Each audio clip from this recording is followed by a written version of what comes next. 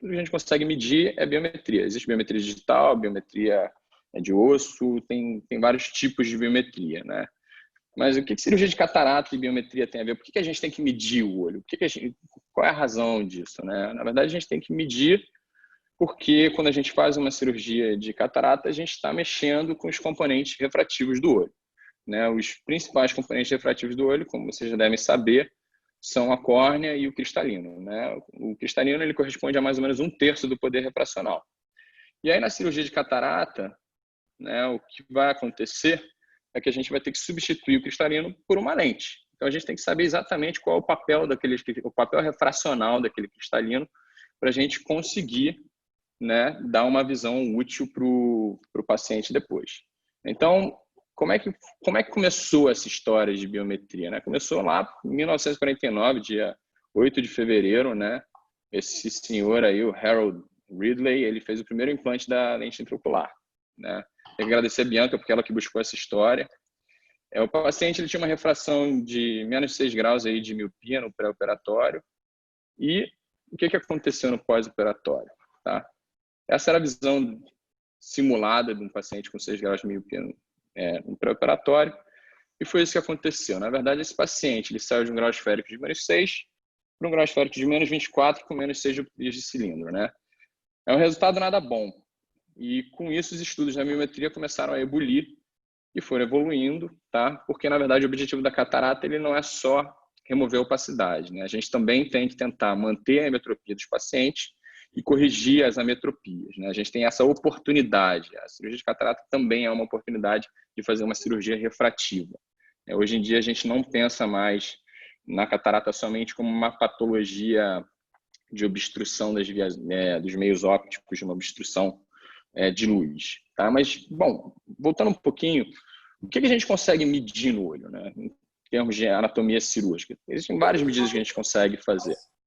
Basicamente, em relação a poder refracional, tá? A gente tem aí a câmara anterior, o eixo axial, o poder a curvatura da córnea, tá? O tamanho dessa córnea, o branco a branco, que a gente chama, tá?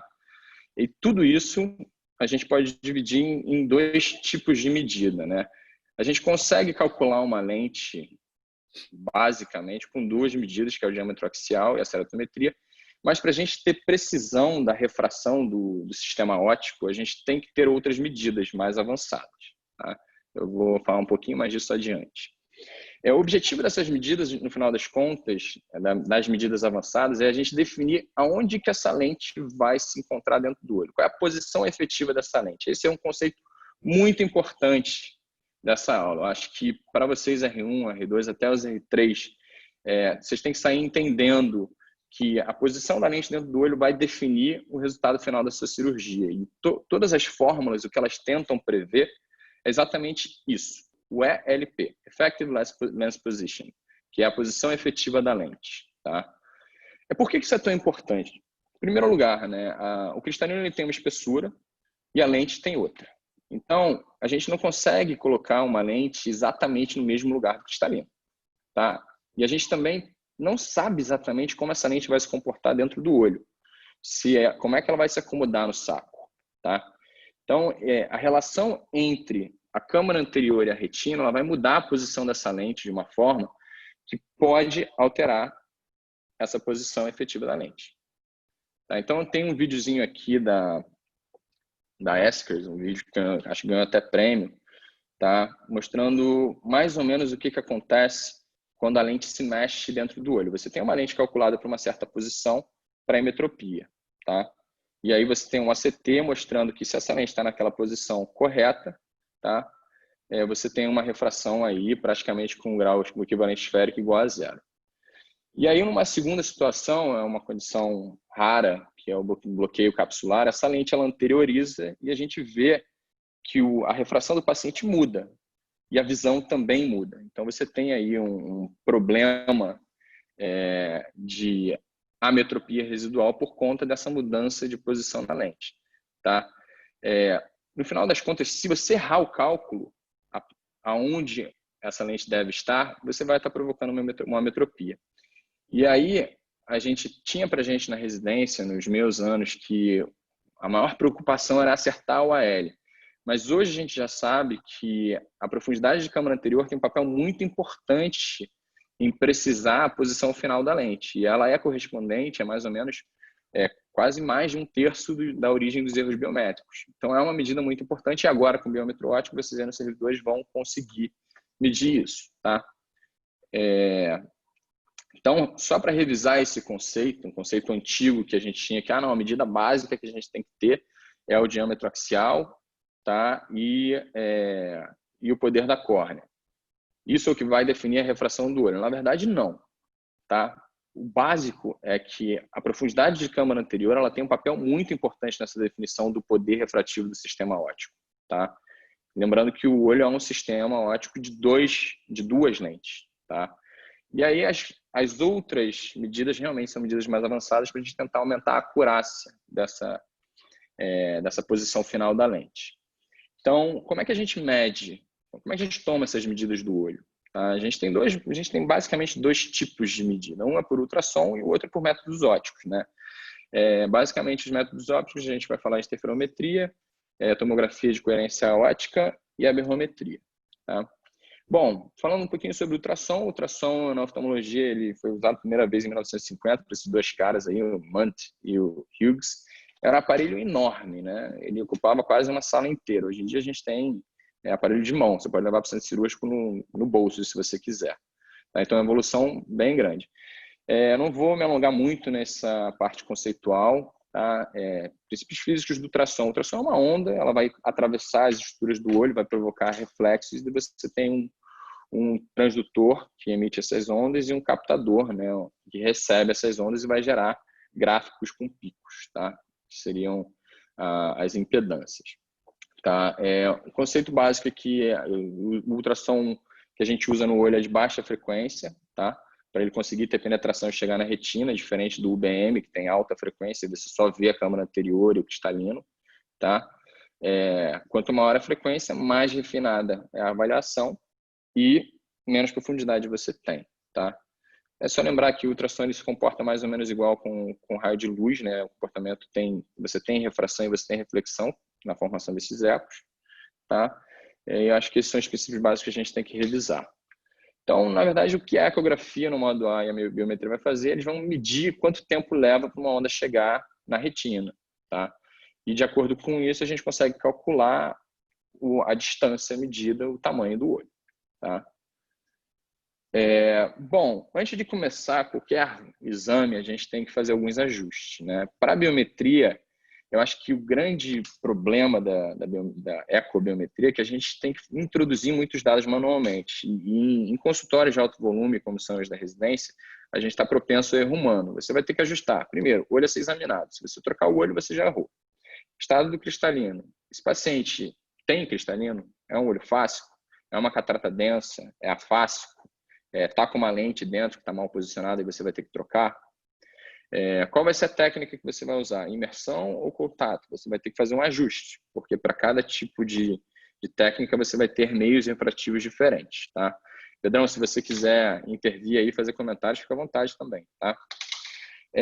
Existe a forma manual, que você vai tirando medidas a cada vez, você tem que pisar no pedal, e também a forma automática. Você clica, ele vai tirar várias medidas de uma vez só e você vai checar essas medidas. Você pode fazer ajustes de ganho na profundidade também, e você pode ajustar a velocidade de propagação de acordo com os meios que estão dentro do olho. Se você tem óleo de silicone, por exemplo, se você tem ar, isso tudo você vai ter que ajustar.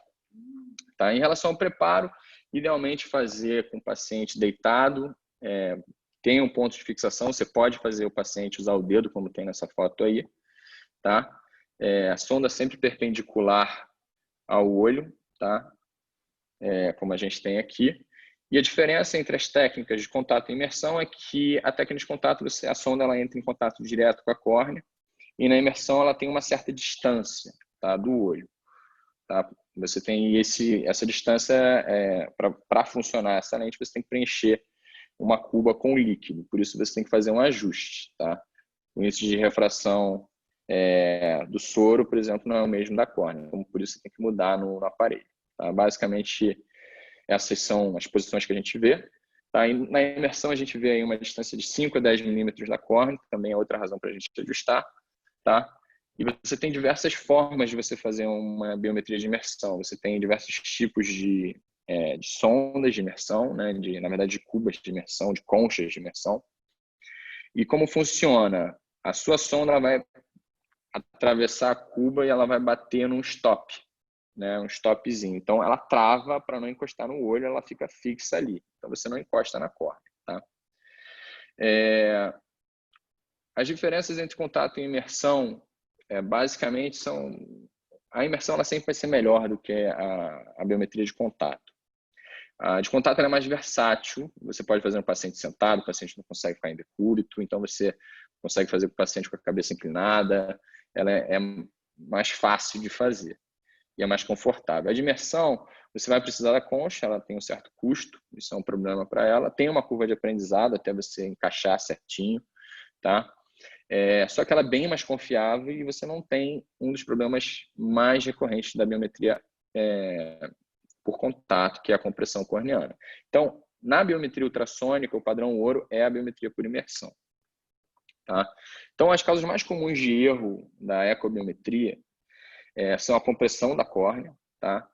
O que acontece é que você está reduzindo exatamente a câmara anterior e o diâmetro axial. No final dessa aula, eu vou mostrar mais ou menos qual é a correlação disso, quanto de erro isso pode provocar. Então, normalmente, o que acontece é que você está hipoestimando o diâmetro axial, quando você comprime a córnea. Tá? O segundo erro mais comum é a orientação da sonda. Tá? E aí a gente já sabe lá da matemática que essa orientação, quando você não está exatamente perpendicular ao eixo visual, você vai ter uma hiperestimação do eixo visual. Tanto faz a orientação para onde você está errando.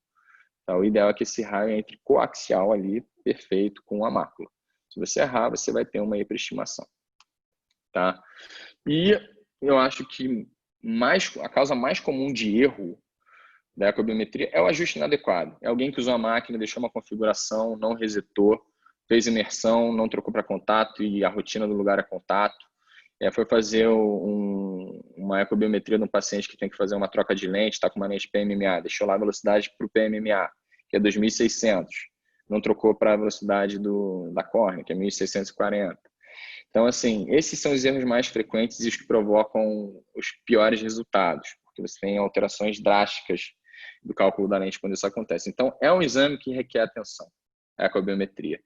E nos dias de hoje, com a automatização, nós somos uma geração, eu sou da geração, acho que um pouquinho mais velha que a dos residentes daí, a dos residentes é uma geração muito informatizada, a geração da tecnologia da informação, é tudo já meio que plug and play, né? A ecobiometria não. Você tem que ter atenção. Toda vez que você ligar o aparelho, checa todos os ajustes. Tá? Um erro muito frequente é simplesmente a troca do olho. Você mediu o olho direito, mas não é o aparelho estava o olho esquerdo, você esqueceu, passou.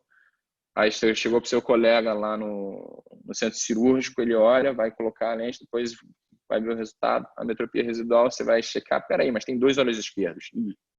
Não era o olho esquerdo, era o olho direito, um deles. Bom, falando um pouquinho de biometria óptica, tá? O método que a biometria óptica ela utiliza é a interferometria de coerência parcial. Utiliza uma luz infravermelha, que é quase como um laser, como as companhias gostam de dizer, uma biometria a laser, por interferometria a laser, mas não é um laser de verdade, tá? Ela tem a precisão 5 vezes maior que o ultrassom, tem a vantagem de ser não contato.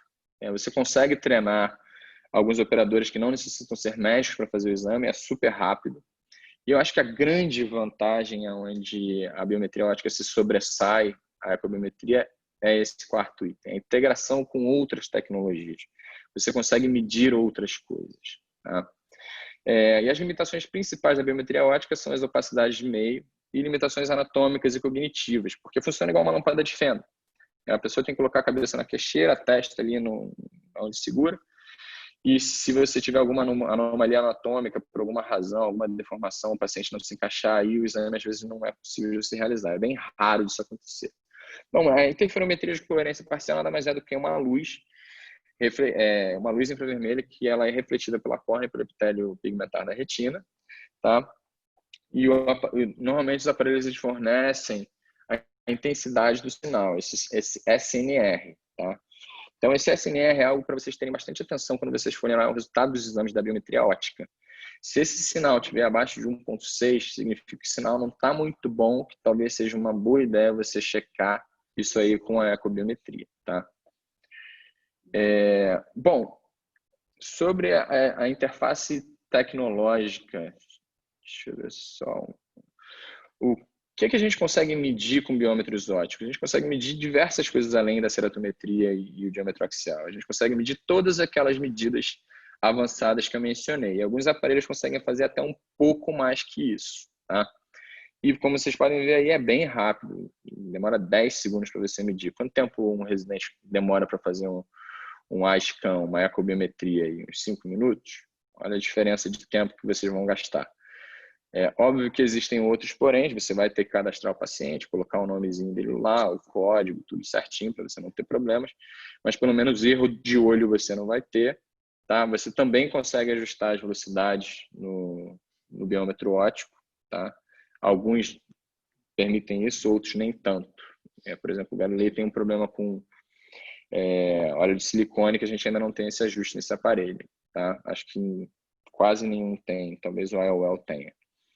Tem vários aparelhos disponíveis no mercado, já existem vários estudos publicados comparando a maior parte deles, isso é uma confusão. Qual que é melhor, qual que é pior? Eu vou falar um pouco disso na parte de comparações, mas tem uma meta-análise recente que me surpreendeu um pouquinho. Bom, existem alguns métodos de interferometria óptica, tá? E cada aparelho desses vai ter um método. A gente tem aí o Aladdin e o Galilei trabalhando com baixa coerência, tá? O IOL e o Pentacam XL com coerência parcial. O Lenstar, que é da Hagstride, com reflectometria de baixa coerência, bem parecido com o Aladdin e com o Galilei, tá? E a gente tem também o AL-Scan, desculpe. O AL-Scan, que trabalha com coerência parcial. Eu, particularmente, uso mais o Galilei G6 e o IOL 500. Não tenho muita experiência com os outros aparelhos, tá? Bom, desses aparelhos todos eles conseguem fazer pelo menos ceratometria, topografia, ceratometria, diâmetro axial, profundidade de câmera anterior, branco a branco. Tá? Topografia nem todos conseguem, mas a ceratometria todos conseguem. A espessura do cristalino a gente consegue ter no Lenstar, a gente não tem no IOL, tá? A pupila, o Aladdin vai fazer, e a medida da córnea posterior a gente só vai ter basicamente no Pentacam XL e no Galilei G6. Só aí a imagem para vocês verem mais ou menos as limitações de cada aparelho, tá? Então os mais básicos seriam o IOL 500 e o AL-Scan. Tá, o Lenstar um pouquinho mais avançado, que ele já consegue na medida da espessura do cristalino, que algumas fórmulas que o Pedro vai falar já levam isso em consideração. Tá? O Aladdin ele mede a pupila, que é um critério importante quando você está pensando em lente premium, em lente multifocal, você tem uma noção do ângulo capa. E o Galilei G6 e o Pentacam já dão todas essas informações. Tá? Bom, em relação à técnica, né, é muito básico. Você tem que centralizar o olho. No final, você tem que observar o traçado. E se você tiver muitas medidas que estejam fora do padrão, você repete o exame. Se você tiver uma ou outra, você exclui as que estiverem fora do padrão. Então essas são as imagens. Desculpa a qualidade, eu realmente não consigo uma qualidade melhor para essas imagens. Tá? Quem já fez sabe que é bem simples, não tem muito mistério. Tá? E essa é a imagem que vocês vão ver aí no Aladdin. Eu fiz questão de pegar isso porque é um aparelho que vocês vão usar aí nos servidores. Então eles dão ele tem os anéis de plástico aí muito bons. Deve ser um topógrafo excelente, tá? Então, para vocês verem como é que está o efeito da incisão de vocês, acho que vale a pena vocês explorarem bem esse aparelho. Ele mede a câmera anterior com essa fenda aí, essa fenda horizontal, tá? Vocês conseguem ver aí a distância entre a luz na íris e a luz na córnea. E aí tem o traçado que ele mostra no final, tá? A gente sabe que o exame de biometria óptica foi bem feito quando a gente tem esse pico central bem alto aí, bem fino, tá? E os picos quase não tem pico, a linha quase reta inferior. Se você tiver alguns picos antes ou depois desse pico central, esse exame aí provavelmente está com algum problema, o paciente tem algum problema de fixação, alguma limitação. E esse é o resultado que vai sair no aparelho de vocês, aí, o Aladdin, tá? Vocês veem aí que ele já dá aí todas as informações, tá? O eixo axial, deixa eu ver aqui se eu tenho um pointerzinho aqui para mostrar para vocês. Acho que não. Acho que eu não tenho, não. Bom, aqui só mostrando mais ou menos, tá? Alguns aparelhos, eles dão o gráfico da mesma forma que a ecobiometria, tá? Esse é o gráfico que vai ser gerado com o ecobiômetro, tá? Para cada estrutura onde o eco do ultrassom bater, vai gerar um pico, tá? O primeiro pico que a gente vai ver é o da córnea, o segundo pico é o da cápsula anterior da lente, o terceiro pico da cápsula posterior da lente, e depois a gente vê um pico mais alto, tá? Que é o pico da retina. Tá? Esses picos eles têm que estar todos no mesmo nível, tá? Para você ter um exame confiável, tá? Então, basicamente, essas são as estruturas que estão envolvidas, só revisando aqui o gráfico que aparece, tá? Quando você faz biometria de imersão, você tem um intervalo entre a córnea e a sonda, então vai ter um espaço maior, tá? Aqui só mostrando uma correspondência entre os picos, tá? No CBO, no livro do CBO, eles desconsideram esse primeiro pico mais retangular, tá? Eles só consideram o primeiro pico como sendo da cápsula anterior, o segundo pico da cápsula posterior e o terceiro já sendo da retina. E os outros picos atrás são da gordura retroorbitária. Então, assim, quais são os principais erros que a gente vai ter no módulo A, na ecobiometria? Os principais erros podem ser de técnica ou em relação ao paciente, tá? Em relação à técnica, a gente tem erros por conta de compressão, na orientação da sonda, que eu já falei, ajuste incorreto, esses eu já mencionei. Em relação ao paciente, por problemas de fixação, uma catarata muito madura, paciente com estagno, paciente com problemas na retina, doenças retinianas, com estafiloma posterior, com alguma maculopatia, tá? Outra fonte de erro é a irregularidade posterior, por exemplo, descolamento de retina, membrana epirretiniana.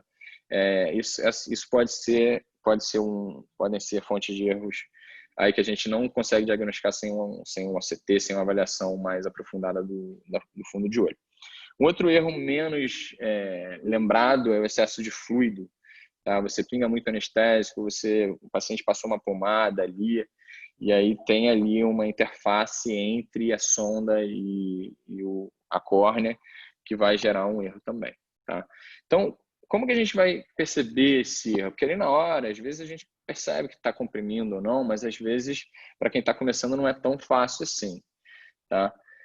Na verdade, a gente tem que olhar esse intervalo entre a córnea e a cápsula anterior do cristalino quando a gente está fazendo o exame. Tá? Durante a medida, se esse intervalo estiver variando, a gente tem que parar e adequar a técnica. Tá? Então, a gente vê aí no lado esquerdo, sem compressão, uma medida de 24,6, e aí no lado direito, um paciente onde a sonda comprimiu demais a córnea, a gente tem um erro aí de quase 52, de 42,42 milímetros. A orientação da sonda é entender que esses reflexos, né, essas amplitudes aí das ondas, elas têm que estar no mesmo nível. Quando você tem ondas decrescentes ou crescentes, como está nesse gráfico aqui, tá? Essa diferença de intensidade entre a cápsula anterior e posterior, significa que sua sonda está apontando para o lugar errado. Tá? E a outra coisa é olhar a incidência na retina. Tá? Então, o primeiro erro é quando você é um erro bem grosseiro, você está errando já na cápsula, você consegue ver. E esse segundo erro é que você não está acertando exatamente na mácula. Quando a gente acerta exatamente na mácula, esse reflexo, essa amplitude, na verdade, ela vai formar um ângulo de 90 graus. E aí, quando o ultrassom, a sonda não está apontando diretamente na mácula, você vê esse morrinho, essa quinazinha aí no canto do gráfico. Então, tem que prestar atenção nesse gráfico. Tá? Basicamente, no modo A, como os meios, em geral, estão transparentes, tá? A gente tem poucos erros. E eu já tinha mostrado esse gráfico antes, aí só mostrando o que vem nos aparelhos, né? O que mais importa é esse centro, esse pico terminal central, que ele tem que ser bem estreito, tá? E bem alto. E a gente tem que ter pelo menos 4 medidas axiais que devem estar dentro de 0,02 milímetros de erro, tá? Então, quando a gente vê que esses reflexos eles são muito irregulares na base, tá? Muito serrilhado, provavelmente esse paciente tem uma opacidade meio que está atrapalhando e é melhor repetir, fazer uma biometria de contato, de imersão com um eco-ar. Tá? Então, assim, quando que a gente vai repetir? Eu acho que essa regra ela vale tanto para a ecobiometria quanto para a biometria ótica. Tá? Quando você tem um diâmetro axial muito pequeno, de 22, ou muito grande, de 25, é sempre bom você medir. Esses são os olhos onde a gente tem maior chance de errar o cálculo da lente. Tá? São os olhos que fogem do padrão. Quando a gente tem uma assimetria do diâmetro axial entre os olhos, pelo menos 0,3 milímetros, também vale a pena medir. Outra coisa importante, vocês podem perguntar para o paciente se ele usa óculos, se tem diferença de grau, porque aí você realmente esse eixo, esses diâmetros axiais são diferentes, os olhos têm tamanhos diferentes. Tá? Além dessa dica, né? Quando você olha um paciente que tem um diâmetro axial muito alto e ele nunca usou óculos, tem alguma coisa estranha, tá? O paciente deveria ser míope. Ou então, você olha aquele paciente que tem um diâmetro axial de 18, um micro-olho, e ele também nunca usou óleo, deveria ser hipermétrico, isso é um sinal de alerta que você deve repetir. E sempre repetir também os pacientes que não colaboram ou que têm problemas de fixação, ter 2 medidas sempre vai ser melhor do que uma, tá? E nesse sentido, muitas das vezes, os exames não são excludentes, não é porque eu fiz uma biometria ótica que eu vou deixar de fazer uma biometria ultrassônica. Se eu não estou confiando na minha biometria ótica, sim, vou fazer uma biometria ultrassônica. Tá? Vocês têm os 2 aparelhos aí nos servidores, eu acho que vocês têm mais é que usá-los. Então, a comparação que a gente faz basicamente aqui entre a biometria ultrassônica e a biometria ótica é o seguinte: a biometria ultrassônica ela vai depender do examinador, ela tem uma curva de aprendizado. Existem pessoas, o R1 vai fazer uma biometria ultrassônica e o Eduardo Pinheiro vai fazer uma biometria ultrassônica de uma outra forma, tá? E você vai, com a curva de aprendizado, você vai ter resultados mais confiáveis ou não. Tem gente que tem melhores resultados com biometria ultrassônica do que com biometria ótica, assim, relatado. Eu não desacredito dessas pessoas, porque elas têm bastante experiência, tá? Uma mão boa, enfim. Vai ser muito bom a biometria ultrassônica para os casos onde tem uma catarata muito densa, uma opacidade capsular muito densa, tá? Pacientes que eles não colaboram, que eles não conseguem fazer o exame no biômetro óptico. A gente operou um paciente autista na semana passada aí, que ele não conseguia ficar sentado, o paciente ficava andando de um lado para o outro. Esse paciente a gente só vai conseguir fazer a biometria nele quando ele estiver sedado em sala no centro cirúrgico. Você não tem como levar um IOL, deitar o IOL e fazer isso no paciente. Então, você tem que levar o biômetro óptico. Então, não é um aparelho obsoleto de forma alguma. Você tem que ter um biômetro ultrassônico à disposição, ou pelo menos acesso a um, se você for partir para ser um cirurgião de catarata. Né? E o grande problema da biometria ultrassônica são a fuga de padrões. Né? Tem alguns olhos que eles vão dar resultados um pouco estranhos. A flama posterior é um problema ainda complicado em biometria ultrassônica, alta miopia. Tá? Em relação à biometria óptica, é o padrão ouro, não tem como escapar. Já tem vários artigos mostrando isso, tá? Várias comparações desde 2004 que isso vem sendo dito. É altamente reprodutível, tá? Praticamente examinador independente, na maior parte dos consultórios e das clínicas existe uma técnica fazendo, tá? Mas ele tem essa limitação. Se tiver muita opacidade, é capaz de ele não ler. Tá? Então, aqui, eu acabei não conseguindo colocar todos os artigos, tem uns 7 ou 8 artigos, mas esse é um artigo legal para vocês lerem, tá? Que é uma comparação aí do IOL com a ecobiometria. Acho que é um dos primeiros a serem publicados, foi para o AJO, e ele mostra aí uma vantagem avassaladora da biometria óptica sobre a ultrassônica. E aí, voltando àquele tema de qual o biômetro óptico. O Aladdin é melhor do que o Eliscan. Aí você vai ter residentes de servidores discutindo com residentes lá da avaliação da sala. Mas o IOL é melhor, mas o Aladdin é melhor. Essa meta-análise mostra que, basicamente, para as medidas mais importantes, que são diâmetro axial, profundidade de câmara anterior e ceratometria, a gente consegue usar esses aparelhos sem ter muita diferença de eficácia, tá? Eu estou falando de medidas, eu não estou falando de fórmulas, tá? Alguns desses aparelhos vão ter fórmulas mais específicas, mais avançadas, que outros não vão ter. E aí a questão de propriedade intelectual, patente, e aí é outra discussão. Mas em termos de capacidade de medir, os aparelhos são muito bons em geral, tá? Essa comparação aqui foi entre o Universitário e o Ion Master, existem outras, o Felipe Hertal, lá do HOLhos do Paraná, está fazendo um trabalho aí comparando o Aladinho, a L-Scan e o Galilei G6, eu dei uma olhada nos números dele, e bate. Existe uma correspondência bem boa, principalmente no AL e no ACD. Tá? Esse é um slide para vocês tirarem foto. Quem quiser tirar foto agora, eu acho um bom momento aí. Tá? Toda vez que a gente erra alguma das variáveis no cálculo biométrico, isso vai ter um impacto. Tá? Isso vai ter um impacto no poder da lente, que por conseguinte vai ter um impacto na refração. Tá? Então, para cada erro que a gente tiver, por exemplo, na ceratometria, isso provavelmente só vai acontecer, tá, no biômetro ultrassônico, quando você colocar o valor errado, você se confundir, ao invés de colocar 43,5, você colocou 44,5 ou 45. Tá? Para cada grau de erro, você vai ter um impacto na lente de 1,34. Isso vai ser correspondente a 0,9 na refração. Uma das causas de erro das medidas ceratométricas de biômetro óptico, que eu não mencionei nos slides, é olho seco, lágrima ruim. Então, é algo para vocês prestarem atenção. Quem está trabalhando com biômetro ultrassônico há muito tempo não está acostumado a pensar nisso. Uma forma fácil de ver isso é olhar a imagem dos discos de plástico. Se eles não estiverem limpos, regulares e redondinhos, significa que a sua ceratometria provavelmente não é confiável e você tem que melhorar a superfície ocular desse olho antes de pensar em operar. Tá? Bom, em relação ao diâmetro axial, para cada erro de 1 milímetro, tá, você vai ter um impacto na lio que vai depender do tamanho do olho. Tá? Isso é inversamente proporcional. Para olhos menores, tá, você vai ter um impacto maior. Faz sentido isso, se você for lembrar lá da física óptica, né? A distância que você vai estar aproximando a lente da córnea, ela é muito mais curta, tá? E o efeito na retina vai ser muito maior. Então, o impacto na refração ele pode variar aí de 1,5 grau até 2,5 graus para cada milímetro que a gente errar.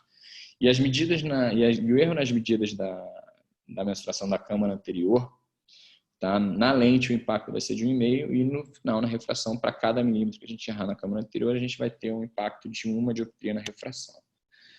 Tá? Sobre a biometria por ACT, que é um método novo, que está aí no mercado há uns 3 anos mais ou menos, tá? Ele tem algumas vantagens. Tá?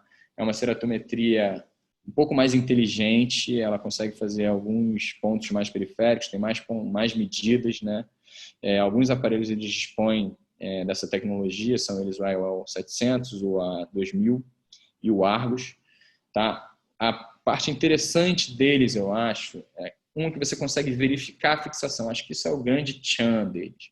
Além de dar a imagem do cristalinho da mácula, tá? E isso é uma oportunidade também de você diagnosticar algum problema macular, por mais que a resolução não seja tão boa assim, você já consegue ver ali que na retina tem um problema, que esse resultado não vai ser tão bom. Então, te ajuda na hora de você conversar com o paciente, ele melhora a sua relação com o paciente na hora de você adequar a expectativa dele.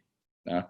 É bom que você dê uma olhada no cristalino também, ver se ele realmente é um cristalino muito duro, se ele tem alguma pegadinha. Opa, o paciente está fazendo injeção intravítrea aí há 3 anos, já tem 50 injeções nas costas, será que não teve um touch? O ACT pode te mostrar isso. Então, é interessante, tá? É uma tecnologia nova aí. E aí mostrando como que deve ser, né? Aquela mácula aí, um desenho côncavo aí, significa que a fixação está correta, e uma fixação ruim seria uma retina mais plana. Tá? Bom, a biometria por aberrometria ela é feita no intraoperatório, utiliza o recurso de realidade virtual aumentada para poder orientar a gente ali na posição de algumas lentes especiais. Ela dá a medida do diâmetro axial e dá a ceratometria real. Tá? Ou seja, ela vai te dar uma refração real. É o único aparelho que consegue te dar uma refração real. Como é que ele funciona? Basicamente, tá? Só existe esse aparelho no mercado até agora, que é o Ora, tá? Comercializado pela Alcon. Eu não tenho nenhum interesse comercial em nenhum desses aparelhos que eu mencionei nessa aula, nem no Ora, tá? Ele vai emitir os raios, uma frente de onda, tem um sensor que vai captar todas as ondas ali, e ele vai te dizer a refração real time, e vai te dar a oportunidade ali de trocar a lente, saber se a sua lente está na posição certa, e se for uma lente histórica, por exemplo, de você posicionar essa lente, tá? Tem vantagens e desvantagens com essa tecnologia, tá? Ele permite uma troca da lente intraocular no intraoperatório, tá? Ele permite alguns ajustes, rodar uma lente histórica. Ele te dá realmente a refração, acho que é o único aparelho que faz biometria que dá a refração, e você consegue customizar a cirurgia no nível que os outros aparelhos não conseguem. É muito caro, extremamente caro, tá? Esses são os contras. Você precisa ter um estoque de lente na mão. E errei, não é 22, é 24, tem a lente ali na hora, você precisa ter uma logística para isso. E aí tem questões muito controversas em relação ao Ora, tá? Como é que você vai saber que o volume da câmara anterior que você está ali na cirurgia é o volume real daquele paciente? Esse é um questionamento que ninguém conseguiu responder ainda. E qual é o índice refracional do viscoelástico? Os viscoelásticos, eles têm índices de refração diferentes. Se você usar um Hilum, usar um metil A4, um metil A2, tá? Isso pode fazer diferença na mensuração. Então, hoje, por exemplo, o Ora ele só permite essa avaliação se você usar o viscoso da Alcon, tá? Então, é uma limitação desses aparelhos. Só estou mostrando aqui para vocês. Eu posso parar agora, Pedro, que eu acho que essa é a parte que me coube, e deixar esses slides para depois. O que você acha? Pedir para você abrir o seu microfone aí, se você quiser comentar. Tá? Para discussão, a gente pode deixar para depois. Eu acho que você fez um bom resumo aí dos aparelhos, né? Importante. A gente está aí, são 19h45, é um tema muito maçante para todo mundo, né? Então, a gente pode dar sequência, eu acho, a gente falar do resto, depois a gente abre para discussão. André, o que você acha aí? Perfeito. Vocês podem terminar toda a apresentação e no final a gente abre para as perguntas e para a discussão de todo mundo. Ok. Alguma dúvida aí em relação a essa parte de biometria, de método, de conceitos? Se alguém quiser perguntar alguma coisa, como é que a gente faz, André? Deixa para o final. Francisco? Acho melhor, né? Eu acho importante lembrar, eu acho que você fez uma boa revisão em relação aos aparelhos biométricos, na questão do ultrassom, né? Por muito tempo, eu fiquei com um aparelhinho de ultrassom fazendo as minhas biometrias. Eu demorei muito tempo para comprar um biômetro óptico, extremamente caro, né? Então, às vezes, poxa, eu preciso ter essa tecnologia para entregar um resultado ao meu paciente. Não precisa. A biometria por ultrassom, principalmente imersão, você já pode ter aí um resultado similar à interferometria óptica, né? É claro, poxa, eu faço biometria de contato desde os servidores, tem uma prática excelente. Ok, você pode realmente fazer aí e ter resultados realmente formidáveis, né? Mas se você quiser ter um aparelho que possa entregar a mesma coisa, o mesmo resultado que um biômetro óptico, a imersão ainda é um bom aparelho, tá? Então, é um aparelho mais barato, vocês podem ter aí nos seus consultórios, não precisa ter um super aparelho desses, que é extremamente caro, e fazer uma boa biometria. Eu acho que a gente vai falar agora, tá? E, Francisco, eu vou compartilhar minha aula, de uma parte que é importantíssima, né? Que, obviamente, a gente vai falar agora é de fórmulas de calculadoras, tá?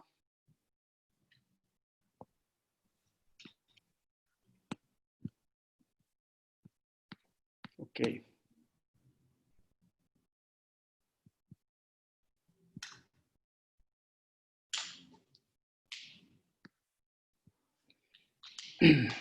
Bom, primeiramente queria agradecer o convite do Eduardo, do Rodrigo, tá, e da Andrea. É uma aula realmente muito importante para todos nós. Não importa ser um excelente cirurgião, uma cirurgiã, sem saber biometria, porque hoje em dia o paciente realmente está mais exigente, querendo que você entregue um resultado, né? Então, a gente vai ouvir muito dessa palavra chamada previsibilidade refracional durante essa aula. O Francisco falou bastante de uma parte dos aparelhos, eu vou falar de outra parte. Eu dividi uma aula de uma forma que fosse um pouquinho mais didática, tá? Quando o Rodrigo Barreto me falou, Pedro, você me dá uma aula aí de biometria? Eu falei, claro, eu tenho uma aula prontinha, tal. Essa aula que eu tinha era de 10 anos atrás, uma aula que eu dei lá na época da Escola Paulista, e quando eu peguei a aula, eu fiquei surpreso. Eu peguei a aula e joguei ela no lixo, falei, essa aula não serve para nada, tudo mudou, né? E dali para cá, eu li, eu acho que mais ou menos uns 30 artigos. Quem tem acesso com facilidade ao journal, né, da Cataract and Refractive Surgery, né, você pode baixar diversos artigos interessantes. Basicamente, cada revista, cada volume tem aí, eu acho, se eu não me engano, 1 ou 2 artigos falando sobre biometria.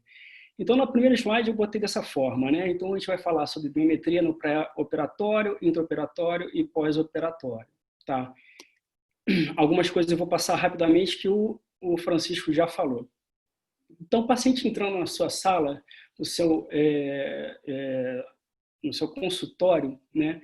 O que a gente precisa fazer? Realmente ter aí fazer um bom exame com a refração dinâmica, se possível estática, tá? Comparar com o óculos que ele já usa, geralmente mais para ver ali o astigmatismo, se houve alguma mudança, alguma coisa, se existe alguma diferença que você tem que fazer um novo exame, né? E reavaliar essas divergências, né? No exame de biomicroscopia anterior, sempre está focado na parte de irregularidades. Tratar, obviamente, olho seco. O Francisco falou muito bem, o olho seco é um tipo de patologia que vai trazer resultados ruins na sua biometria final, na sua leitura final, no seu cálculo biométrico das suas lentes, né? Então, tratar isso e, se puder, fazer novamente o exame. Então, vamos lá. Eu separei o exame complementar do cálculo da LIO em duas áreas. Comprimento axial, o Francisco já falou, e o poder da córnea. Com o poder da córnea, a gente tem aí a ceratometria manual, a imagem de plácido, tá? O scanning slit em plácido, ele é se eu não me engano, é o Obscan, tá? O Scheinflug vocês já conhecem, como o Pentacam e o Galilei. O Ray Tracing é o OPD, uma tecnologia muito boa, tá? Junto com o iTrace. E algumas tecnologias combinadas, como o Francisco falou, que tem o Galilei 6 e o Pentacam AXL, tá? Vou passar essa parte muito rápido, tá? Que o Francisco já falou isso tudo. Vocês aprenderam muito bem.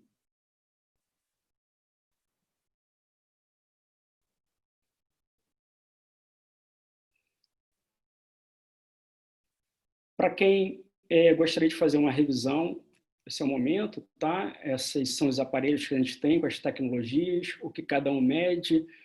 O meu médio do epitélio, a câmara anterior, o ACD, o meu do endotélio, a câmara anterior. Na hora de jogar na fórmula, vai ser tudo igual, tá? O Aladin é um excelente aparelho. Esses 3 primeiros aparelhos, obviamente, têm a limitação pela densidade do cristalino. E aí o Swapped Source sempre é um aparelho um pouco mais avançado, né? Ele atinge aí uma taxa de sucesso em 96%.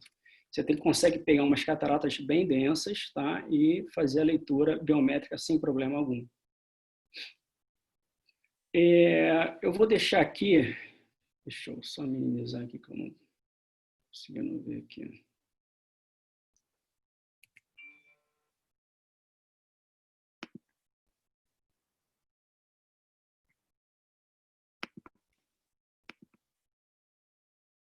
Bom, algumas fórmulas, como o Holiday 2, precisam que você tenha o LT, né? A espessura do cristalino. Holiday inventou essa fórmula aí, 4 mais a idade do paciente dividido por 100. Supondo aí que o paciente tenha 60 anos, você vai ter aí 4 mais 0,6. E você vai ter a espessura do cristalino para jogar na fórmula. A maioria dos aparelhos hoje fazem essa leitura, então você não precisa fazer isso. Poxa, mas eu tenho um biômetro ultrassônico, como é que eu faço? Você pode ter essa formulazinha gravada e fazer isso aí nas suas calculadoras pela internet, sem problema algum, tá? Poder da córnea. Então, fora os aparelhos que o Francisco falou, nós temos outros aparelhos que podem medir o poder da córnea. Então, basicamente, nós temos duas linhas que a gente precisa de ter dois bons aparelhos. Um que meça o comprimento axial, outro que nos dê o poder da córnea efetivo, realmente que são usados nessas calculadoras. Existem outras variáveis, lógico, a espessura do cristalino, né, o white, né, o Holiday 2 usa também refração, que serão jogadas também nessas formas. Mas, basicamente, como ter aparelhos no seu consultório, a gente precisa de dois. Um para fazer uma boa leitura do comprimento axial e um que dê para a gente um bom poder da córnea. Então, tem essas 6 tecnologias. Os dois primeiros, obviamente, ceratometria manual e automática. A gente pode fazer isso até automático. Hoje em dia, a gente pode usar até o próprio autorrefrator, se você não tiver um topógrafo, e usar a ceratometria dada ali nas suas calculadoras. Então, a gente tem o topógrafo, o TMS-4 da Tomei, Keratograph, o Atlas 9000. Obviamente, falando do Atlas 9000 e o do iSees, eles dão uma informação um pouquinho mais aprimorada, que é o mapa Holiday com o Effective Refractive Power, um poder central maior da córnea ali, você vai pegar uma ceratometria central, né? E poder aí jogar isso nas suas calculadoras de forma a ter uma previsibilidade refracional maior, tá? Quais são as vantagens de alguns aparelhos? Na topografia, como ele mede o reflexo da camada lacrimal, é mais fácil de você ver alterações de superfície. Quem nunca pegou ali um paciente, colocou até mesmo no autorrefrator, viu? O paciente piscou, você vê lá o reflexo de Purkinje, ele vai e começa a se desfazer, né? Você já percebeu, esse paciente tem um boot reduzido, eu tenho que tratar essa superfície lacrimal antes de continuar os meus outros exames para poder fazer a miometria com eficiência, né? Dos outros aparelhos, falando do Obscan, o Pentacam Galilei e o Sirius, né? O Cassini, o OPD3 e o iTrace. Dando ênfase novamente, Pentacam, Galilei e Sirius vão nos dar informações extremamente importantes. Eu já tive aí o prazer, hoje em dia eu trabalho muito com Galilei, mas já trabalhei com Pentacam e gosto muito do Holiday Report do Pentacam. Mais para frente a gente vai falar dessa parte. Eu uso mais o Holiday Report quando eu vou ver um paciente com uma ceratotomia radial ou um paciente que já fez um PRK, um LASIK, né, e eu quero calcular essa lente desses pacientes. Esse slide, ele é muito legal também, é bom para quem quiser. Todas as referências eu tenho anotadas, se todo mundo quiser depois, Pedro, me dá essa referência desse artigo, eu gostaria de ler. Tá? E essa tabela mostra o que cada aparelho tem de tecnologia e o que cada aparelho nos fornece de variável, né? No futuro a gente ia falar isso um pouco mais, né? Como seria o nosso futuro, né? Um aparelho que possa dar, além da biometria, da leitura do comprimento axial, que forneça também esses dados e que também permita que a gente colete dados do pós-operatório, do pré-operatório e o aparelho consiga formar suas próprias constantes, comece a optimizar essas constantes, fazendo com que os aparelhos sejam cada vez mais perfeitos no cálculo biométrico, né? Então, a gente tem diversos aparelhos. É importante sabermos as limitações e as vantagens de cada um, até mesmo para quando a gente for fazer, eu quero fazer a compra de um aparelho, qual que seria melhor? É esse? Não é? Entender um pouquinho de cada um. Para mim, todos os aparelhos são muito bons, tá? Particularmente, eu tenho o Tomei, né? Para mim é um bom topógrafo, me fornece muita coisa boa. né? E tenho também eu tomei o AA2000, né? Que me dá aí leituras muito boas em relação ao comprimento axial e fornece dados também que não existem no topógrafo, tá? Como o white to white, o lens thickness, né?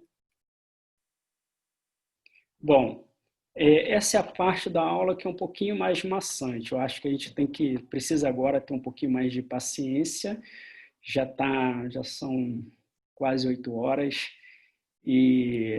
mas se a gente não entender muito bem das fórmulas e os cálculos a serem usados, nada adianta ter um bom aparelho, tá? Ok, eu tenho no meu aparelho Barrett, já tenho no meu aparelho Higgs, mas quando usar Higgs, quando usar Barrett, qual seria a melhor fórmula? Qual a diferença entre cada fórmula? Existe alguma coisa a mais que eu possa fazer para o meu paciente? Então, o que jogar isso na prática, né? A gente não está aqui querendo saber muito de informações matemáticas. Biometria basicamente é cálculo, é matemática. A gente quer saber isso, poxa, na prática, como é que é? Como é que eu vou entregar isso ao meu paciente? Então, um pouquinho de história. As primeiras fórmulas surgiram em 1970, evoluíram para 1980 com Sanders, Kraft e Hetzlaff, né, que é o SRK, na primeira geração das fórmulas de regressão. Esses três, né, fizeram uma adaptação das fórmulas deles, que é o SRK2, adicionando o fator de correção C para diferentes tipos de comprimento axial, e depois vieram as famosas fórmulas de terceira geração, SRKT, Hoffer-Q, Holliday 1 e Holliday 2.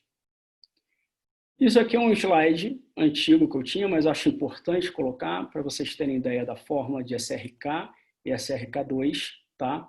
Mas são fórmulas que hoje são abandonadas, né? A gente não usa essas fórmulas mais para nada, não precisa. Hoje em dia você tem a internet, com comprimento axial, ceratometria, você joga ali e acabou. Às vezes nem com um desses dados. Você tem um pouquinho, só uma constante, alguma coisa, você já tem uma informação por uma calculadora que possa te ajudar sem gravar isso em nenhum lugar, né? Qual é a nova classificação dessas fórmulas? Tá? Mais um artigo muito bom para ser lido. Então, surgiram outras fórmulas e como classificar elas? Terceira, quarta, quinta, sexta, sétima geração? Então, quais são as fórmulas mais comuns? Eu estou tirando aqui as fórmulas que a gente não está usando em casos excepcionais, que seriam pacientes que foram submetidos a uma cirurgia fotoablativa ou que fizeram um RK, né? Então, nós temos ainda uma boa fórmula SRKT, Hoffer-Q, Holliday 1 e 2, Higgs. Lá da superfórmula, ela faz uma adição de duas fórmulas de terceira geração com uma outra constante, Barrett Universal 2, Hughes FBF, Clark Neural Network, Olsen e Oculix. Essas são as fórmulas mais comuns que a gente tem para a grande maioria dos olhos, tá? Como classificar elas? Se postulou se Barrett seria uma fórmula de quarta ou quinta geração. Alguns artigos colocam ela como quinta geração, mas depois Douglas Koch, Hill, Abulafia, todos eles falaram, vamos propor uma outra forma de classificar essas fórmulas? Vamos. Como seria? Baseadas na quantidade de variáveis que cada fórmula usa. Eu uso o comprimento axial, eu uso a ceratometria, eu uso a CD, eu uso o lens thickness, eu uso a córnea, eu uso o cornea thickness, eu uso refração, white to white. Então, essas variáveis foram sendo implantadas nas fórmulas de divergências. Tá? Quais são essas fórmulas de divergências? SRKT, Hoffer-Q, Holliday 1, Holliday 2, Barrett Universal, Higgs e Ladas. E eles classificaram essas fórmulas de acordo com a quantidade de variáveis que cada uma tem. Então, 2 variáveis, SRKT, Hoffer-Q, Holliday 1, 3 variáveis, Higgs e Ladas, 5 variáveis, Barrett Universal 2, 7 variáveis, uma ótima fórmula Holliday 2, mas você precisa, para ter realmente uma fórmula muito efetiva como Holliday, você precisa ter todas as informações necessárias para ser inseridas nessas calculadoras que podem estar aí disponíveis nos seus aparelhos. Tá? A inteligência artificial, Hughes FBF e Clark, Ray Tracing, Olsen e Oculix. Oculix é paga, Olsen tem duas fórmulas, uma que já está inserida no Tomei, no OA2000, e outra que pode ser paga. Tá? A diferença é que uma delas é incluída mais uma variável, que é a Olsen Standalone, que é uma ótima fórmula, até melhor do que essa Olsen que vem dentro do aparelho do Tomei. Tá bom? Bom, acho que quem assiste aulas de biometria já viu esse quadro em diversos lugares, né?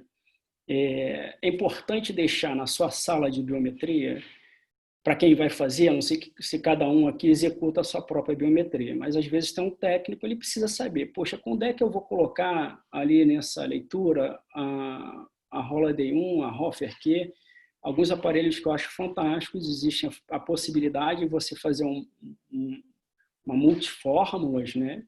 Mas se você orientar bem o técnico, olha, a partir de um comprimento axial X, coloque para mim essas formas. Olhos pequenos, essas outras. Olhos normais, pode botar essas aqui. Né? Então, esse quadrinho resume bem, tá? Quais são os tipos de fórmulas, quais são as formas melhores para determinados comprimentos axiais e quais são aquelas que a gente não deveria. Por exemplo, Hofer-Q não é uma fórmula muito boa para olhos longos. Tá? Fiz uma divisão um pouquinho mais básica em relação a isso, e eu coloquei essa fórmula como olhos grandes, acima de 24,5 milímetros no comprimento axial, eu defini isso como sendo o meu parâmetro.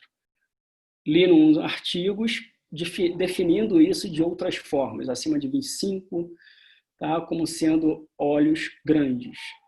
Para mim, 24,5 foge um pouquinho do meu parâmetro e eu preciso de uma outra fórmula para me ajudar a escolher o que seria melhor. Então, para comprimento axial médio a longo, eu coloquei de 24 a 26, Barrett Universal se mostrou uma fórmula melhor que Higgs, SRKT, Holiday 2 e Holiday 1. Porém, todas essas fórmulas, em outros trabalhos, mostraram-se também equiparáveis. A mesma coisa em comprimentos axiais longos, entre 26 e 28, e acima de 28. Percebam que nessas três formulazinhas que eu coloquei aqui, nessas três situações, Barrett Universal se saiu muito melhor que as outras fórmulas. E no comprimento axial longo, Olsen se saiu um pouquinho melhor que as outras. Lembrando, e aí vai para o próximo slide, que SRKT, Holiday e Higgs, vocês precisam fazer uma correção, tá? E que erros hipermetrópicos, quanto maior o comprimento axial, né, acima de 28, 29, 30, ele tende a hipermetropizar aquele resultado refracional. Então é bom você escolher ali sempre uma lente que dê um resultado, um equivalente esférico um pouquinho mais míope. Se você não tiver feito, né, se vocês não tiverem feito a correção adequada para essas fórmulas. E aí vem a correção proposta por Wang e Koch. Eles propuseram uma optimização de algumas fórmulas para olhos acima de 25,2 milímetros. Holiday 1, Higgs, SRKT e Hofer-Q. Eu posso pegar um paciente meu com um comprimento axial acima de 25,2 e usar aquela SRKT daquela forma que está? Não, não pode. O resultado não vai ficar legal. O ideal é você corrigir o comprimento axial por essas fórmulas e depois reinserir no aparelho.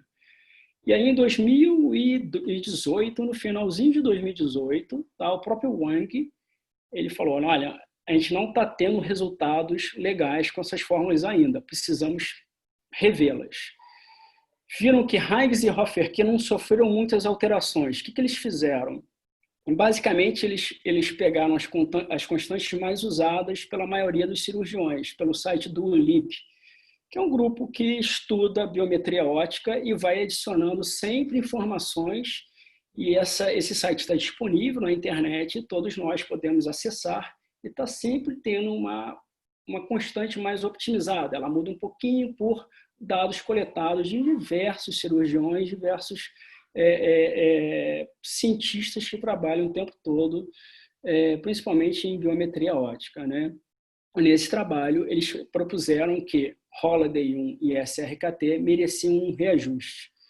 E, em alguns trabalhos, comprimento axial acima de 29, ou seja, olhos extremamente grandes, né, 29, 30, Holliday 1 é uma excelente forma quando optimizada por Wang e Koch. E como é que seria olhos pequenos, né?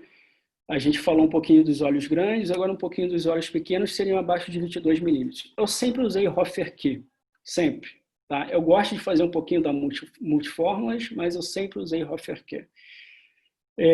E mostrou em alguns trabalhos que, dependendo da fórmula usada, você pode ter uma acurácia para atingir ali um equivalente esférico, na verdade, um residual refracional entre mais meio e menos meio, dependendo da fórmula, você pode ter 21% de chance de acontecer isso. Em algumas fórmulas, você consegue um máximo de 75%. Ou seja, isso ainda é muito pouco.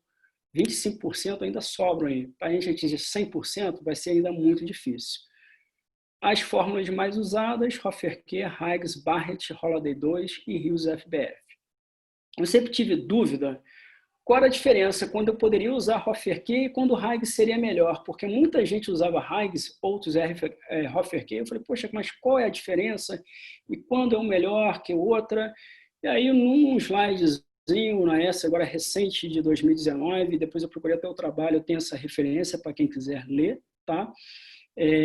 Acho que foi apresentado por Savini, né? Savini mostrou que quando o ACD fosse maior do que 2.4, não havia diferença entre usar Hoffer-Key e Higgs. Porém, quando for menor que 2.4, Higgs era melhor. Então, se vocês tiverem um ACD muito baixo, Higgs é melhor que Hoffer-Key. Tá? O trabalho é bem interessante, depois eu mando aí para vocês, para quem quiser ler um pouquinho aí do estudo. Bom, e o bendito do astigmatismo, né? A gente vai lá, fez a cirurgia, poxa, o paciente tem astigmatismo. Como é que eu vou fazer? Eu vou usar qual fórmula?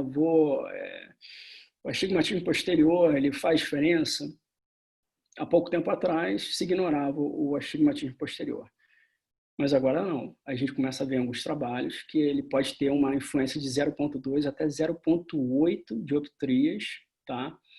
No poder total da córnea, fazendo com que, em alguns casos, a gente hipocorrija ou hipercorrija esse astigmatismo. Né? Hipercorrigir quando? Bom, o astigmatismo, para entender um pouquinho, o astigmatismo posterior da córnea, ele é representado sempre com um sinal de menos. Tá? E 95% dos casos, o eixo mais curvo sempre foi vertical. Por ele ser representado com um sinal de menos, o eixo vertical, ele não é a favor da regra, e sim contra a regra. Uma quantidade muito pequenininha era o contrário. Ao longo da idade, desde jovens até pacientes mais velhos, viu-se que essa parte, do astigmatismo posterior, não mudava tanto. Porém, na parte anterior, o astigmatismo a favor da regra tendia a mudar para a contra-regra. Se a gente não levasse em conta o poder total da córnea, o quanto que esse astigmatismo posterior influencia nisso tudo, no cálculo do nosso cilindro a ser corrigido, no eixo, né, 20% dos casos, se a gente não levar em conta, a gente está errando o eixo do alinhamento da tórica, a gente poderia estar hipercorrigindo alguns casos e hipocorrigindo outros. Né? Hipercorrigindo astigmatismos a favor da regra, né, podendo mudar esse eixo, isso seria muito ruim para o paciente, e hipocorrigindo o astigmatismo contra a regra, que leva uma visão um pouco pior para o paciente. A gente deveria aí cravar e tentar zerar esse astigmatismo. Né? Algumas formas e nomogramas foram criadas. São nomogramas e formas de regressão, esse de Baylor, né, e o Abulafia-Koch, que está inserida na calculadora da Feisel, e modelos matemáticos extremamente sofisticados, como o Barrett. Barrett é uma excelente fórmula para se calcular a lente tórica, muito usado. Né? E aí eu coloquei alguns exemplos de calculadoras. Essa é a calculadora de Barrett. Eu tenho aí no meu dia a dia, eu geralmente uso a calculadora do fabricante e eu gosto muito de Barrett. Às vezes eu comparo com Barrett. O que o Barrett vai me dizer, né? É sempre bom estar atento nessas calculadoras. E eu cliquei aqui, coloquei em verdinho, né, o cilindro. Você tem que clicar que o cilindro é negativo, não positivo, que a gente usa aqui no Brasil, né, a nossa conversão. E a mensuração desse astigmatismo posterior da córnea. Se você vai colocar ele por Barrett ou se você tem uma informação dada, né, que você possa inserir nessa fórmula também, nessa calculadora. Alguns aparelhos, como o Scheinflug, né, que seria o Pentacam, o Galilei, né, eles dão aí essas informações para você colocar nessa calculadora e ainda aprimorar o cálculo realmente biométrico da sua lente intraocular. Como é que é feito isso? No canto esquerdo, se vocês estão vendo, está como um IOL Master 700, mas ali vocês podem mudar o tipo de aparelho onde foi coletada essas informações. Lembrando que vocês vão inserir aqui o astigmatismo posterior da córnea. Tá? Então é importante colocar da forma que ele é apresentado no seu aparelho. Se é em raios ou dioptrias, botar o sinalzinho direitinho ali, tá? E botar o flat e o step K, né? Isso daí vai ser jogado para a fórmula principal e a gente vai ter um cálculo biométrico da lente mais aprimorado. Calculadora da Johnson, que é o que eu uso, ela tem um detalhe importante que eu acho legal, se eu posso incluir ou não o astigmatismo posterior. Tem gente que não gosta, tem gente que não quer incluir ou que fez o cálculo de uma outra maneira, um pouquinho discutível isso, né? Você vai jogar o TCP, que é o Total Corneal Power, que é dado pelo Galilei, ou o TCP-RP na calculadora, e aí você não pode incluir o astigmatismo corneano posterior, porque você já está levando em conta isso. Se você não está levando isso em conta, coloque a ceratometria dada pelo seu biômetro óptico, ou pelo seu topógrafo, ou por onde você colheu, e depois clicar ali direitinho, incluir astigmatismo corneano posterior para ser levado em conta, lembrando sempre da convenção do cilindro, marcar em menos, e depois você vai ter o resultado da lente escolhida. Bom, e aí você ficou horas, você aprendeu que existem diversos tipos de aparelhos biométricos, né? Tecnologias diferentes para calcular o poder da córnea, fórmulas, quando elas são usadas, né? Isso tudo está envolvendo o quê? O ELP, como o Francisco falou muito bem, tá? E uma palavra sempre importante de ser lembrada nas suas consultas médicas: previsibilidade refracional. Não adianta um paciente chegar na sua frente, sentar: doutora, eu quero fazer essa cirurgia e não usar óculos mais. Não dá para a gente falar isso hoje. Porém, também não dá para a gente levar em conta tudo que a gente estudou e não mostrar isso para o paciente em linguagem leiga, né? E imputar isso no nosso valor do nosso dia a dia de cálculo biométrico, de cirurgia de catarata, né? Então, são muitas variáveis a serem levadas em conta e a gente tem que mostrar isso para o paciente. Quem faz isso em 5 minutos, pouco tempo, obviamente tem gente que tem médicos ou cirurgiões que têm um setor comercial muito bom, né? Perdem pouco tempo com isso, mas acho que se tiver um resultado, uma previsibilidade refracional ruim, né, o paciente saiu ali com uma metropia maior que 1, no caso de uma hipermetropia, ou às vezes uma miopia, será muito mais difícil você explicar isso depois do que antes. Então, explicando isso para o paciente, fazendo ele entender que hoje em dia a gente não tem ainda a capacidade de atingir o 100% no resultado refracional, que ele vai usar óculos nunca mais, né? Ele já vai ter ali uma expectativa nessa cirurgia um pouquinho menor, né? Ele vai falar: poxa, tá bom, aceito usar um óculos, ok. Se você conseguir o sucesso, ele vai te agradecer eternamente. O contrário é muito mais difícil, tá? Mostrando basicamente isso que eu falei. né? Então, o Hill, que é um cientista, é um cara que lida com isso tudo que a gente está falando por décadas. Ele trabalhou, né, com diversas fórmulas, né, com diversos aparelhos, e ele, nesse estudo, ele pegou a melhor tecnologia que ele tem, usou a fórmula que ele criou, e pegando ali óleos que entre 21 a 29 milímetros de comprimento axial, ele atingiu esse target de mais meio, 0,5 de refração e 90% dos óleos, ou seja, 10% ainda continuaram ali com resultado ruim, né? E ele fez um levantamento em médicos e cirurgiões que usaram, que fizeram 260 mil óleos operados, viu que apenas 1% desses cirurgiões conseguiram uma acurácia parecida de 92%. 6%, 84%, e a grande maioria, 78%. Se a gente for colocar isso aí, a cada 10, 2 pacientes vão ter um resultado ruim. Não dá para a gente, no nosso dia a dia, prometer nada para o paciente. Tem muita coisa a ser envolvida nos nossos cálculos biométricos, a gente perde muito tempo e, mesmo assim, a gente não consegue. Então, é bom explicar isso para o paciente, para ele estar ciente que a nossa cirurgia ainda não é uma cirurgia extremamente exata em previsibilidade refracional pós-operatória. Tá? Passando um pouquinho por esses casos especiais, RK, PTK e LASIK, né? O que acontece primeiramente nas cirurgias fotoablativas? Existe uma mudança na alteração do índice refracional da córnea. Então, se você usar uma topografia comum, um aparelho comum, você vai ter aí uma dificuldade de ter um valor correto do poder da córnea, né? Isso vai alterar o OLP.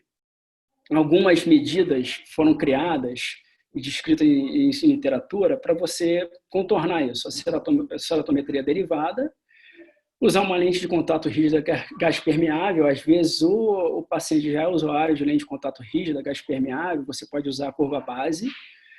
A Rambelli criou essa forma do double K, né? Se você tiver o K prévio e o K pós-operatório, você vai inserir isso nas fórmulas e ter uma precisão melhor no cálculo da sua lente. Ele fala, se você não tiver o K pré, você pode usar a média da população, que seria de 43,8 dioptrias. Para RK, tem o ICIS e o Atlas, como eu falei, tem o Effective Refractive Power, que é um excelente dado que esses dois aparelhos dão. O Holiday Report, o EKR dado pelo Pentacam, também é muito bom. No próximo slide, vou falar um pouquinho dele rapidamente. Então, e o Pentacam e o Galilei vão dar essas informações, que é o TCP-RP e o TCP, que é o Total Corneal Power, né? São informações melhores do que você apenas medir a ceratometria da superfície anterior da córnea.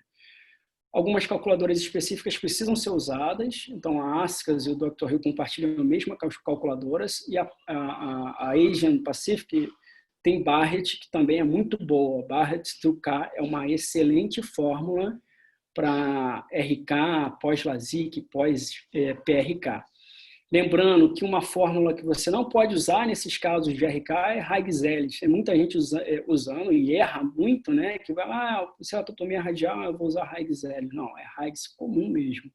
Higgs-Ellis é para fotoablação. Novos aparelhos, o TK dado pelo IOL Master pode ser usado aí, que é uma boa informação também para a córnea, né? Para o poder total da córnea nesses casos. O Holiday Report, então, é esse dado, é uma informação a mais dada pelo Pentacam. Ele vai medir o poder da córnea em anéis, tanto de 1 milímetro, variando até 7 milímetros. E você vai escolher a área mais central.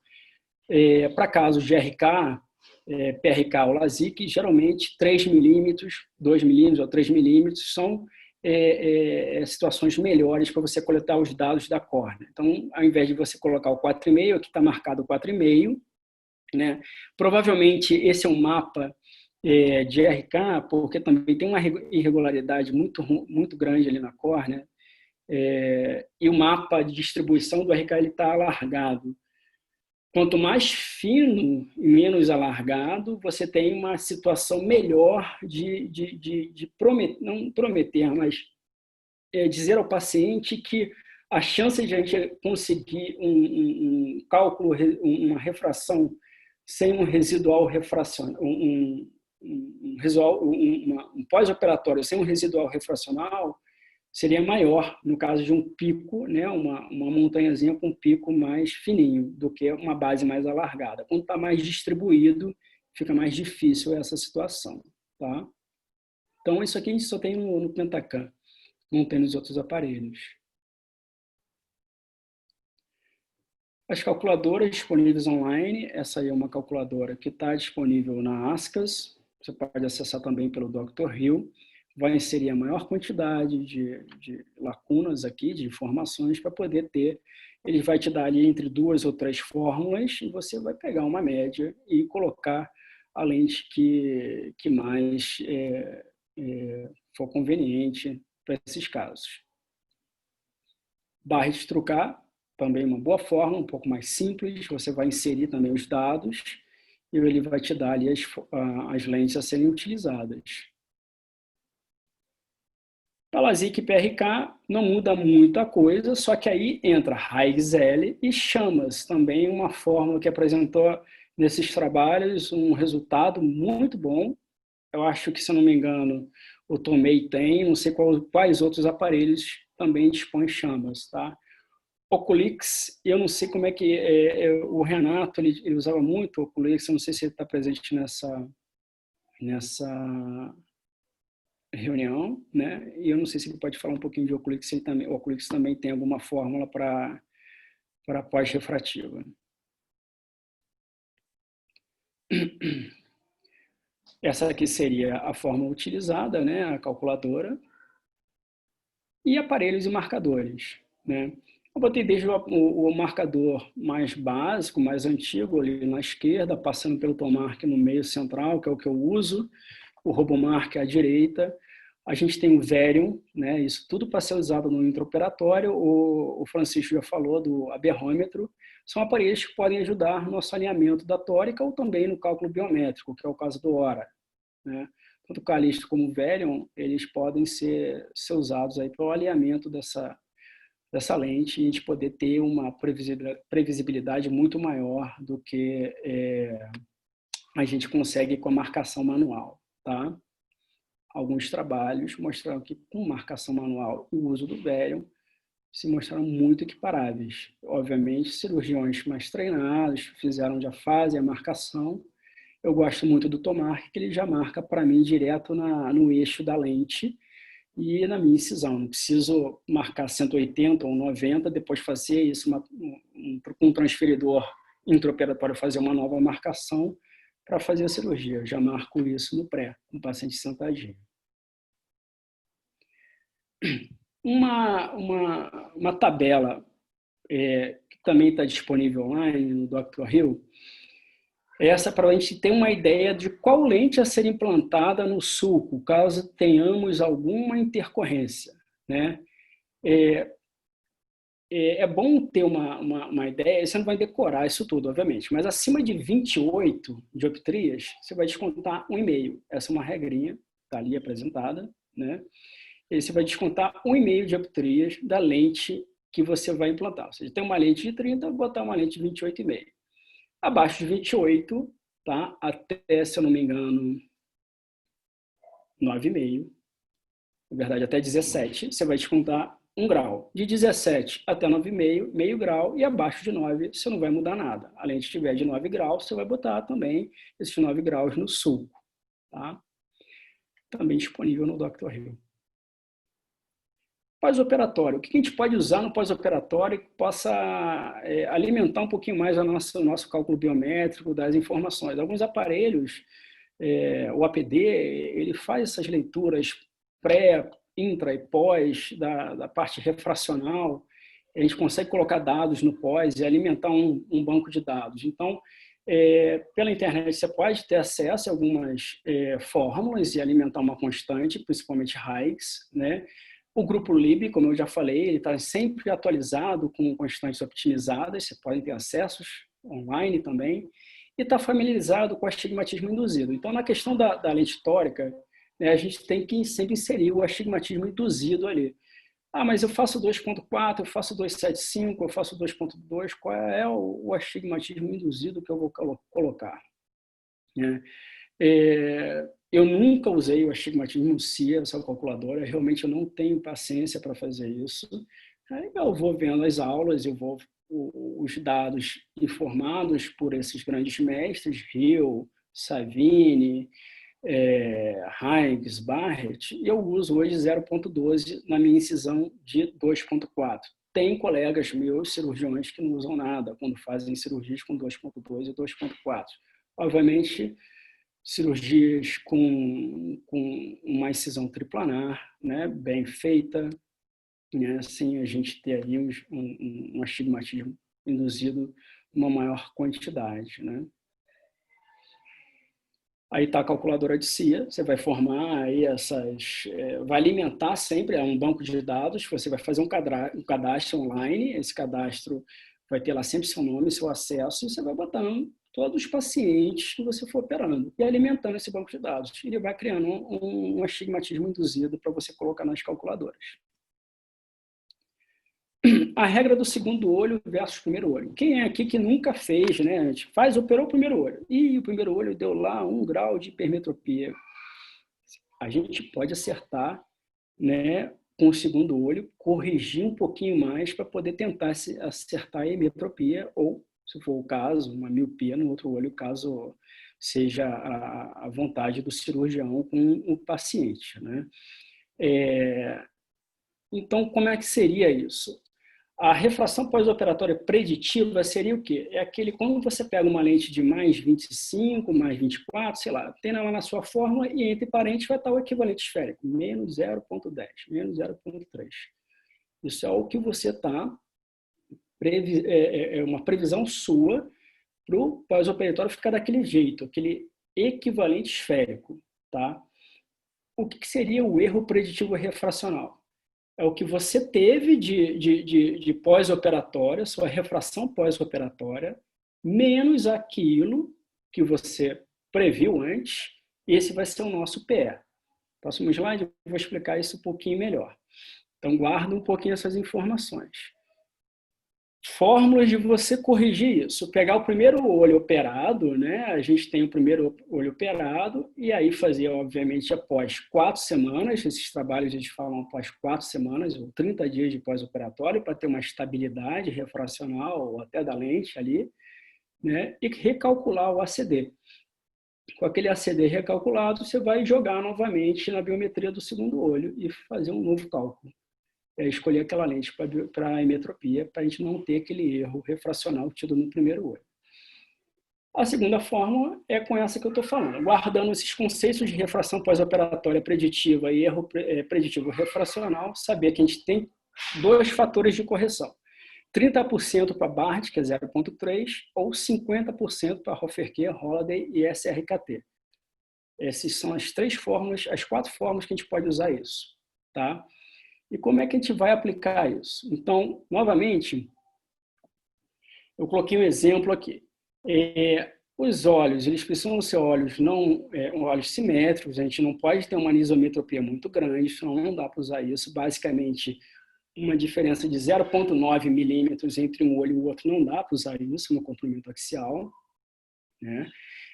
Na verdade, 0,7 milímetros e 0,9 no K-médio. Tá? Então, são 2 coisas que a gente tem que olhar. Se o K-médio ou o comprimento axial diferirem muito, é uma regrinha que a gente não pode usar. Tá? Mas, olha, os olhos são, na maioria, simétricos. Como é que a gente vai fazer? O primeiro olho operado, a gente escolheu supondo uma lente de 25,5, dando ali um equivalente esférico de menos 0,15. Tá? Supondo que após 30 dias, o equivalente esférico que a gente conseguiu nesse paciente foi de mais 1,25. Como é que a gente vai jogar isso para o segundo olho, para o olho esquerdo? Vai pegar esse mais 1,25, né, equivalente esférico, tá, gente? Vai diminuir aquilo que a gente preveu antes, né? O cálculo que a gente fez antes foi de 0,15 e vai dar lá 1,10. Esse 1,10 é o nosso PE. Lembra do conceito anterior? É o nosso PE. Se a gente usou SRKT, a gente vai multiplicar esse 1,10 por 0,5. A gente vai ali obter um número chamado 0,55. A gente teve um erro nesse exemplo, um erro hipermetrópico. A gente precisa aumentar o poder dessa lente para poder diminuir, né, obter ali ou miopia ou o equivalente esférico plano. E a gente vai jogar isso no nosso novo equivalente esférico. E aí, nesse caso aqui, menos 0,7 ou menos 0,8. Algumas anotações importantes, o Francisco já falou. Erros quando a gente tem uma alteração no K, ou no AL, ou no ACD, a gente vai ter cálculos biométricos errados, né? Então, prestar atenção. No caso da tórica, para cada 1 grau de erro no alinhamento, a gente pede 3,33%.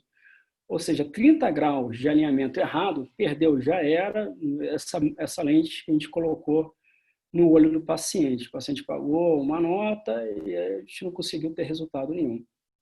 Na verdade, qualquer tipo de erro de alinhamento, a gente vai perder poder nessa lente. E aí não vai ser uma boa para o nosso paciente. Tá? Lembrando sempre que miopia extrema tende a hipermetropizar, então sempre pegar uma lente um pouquinho mais o equivalente esférico para míope.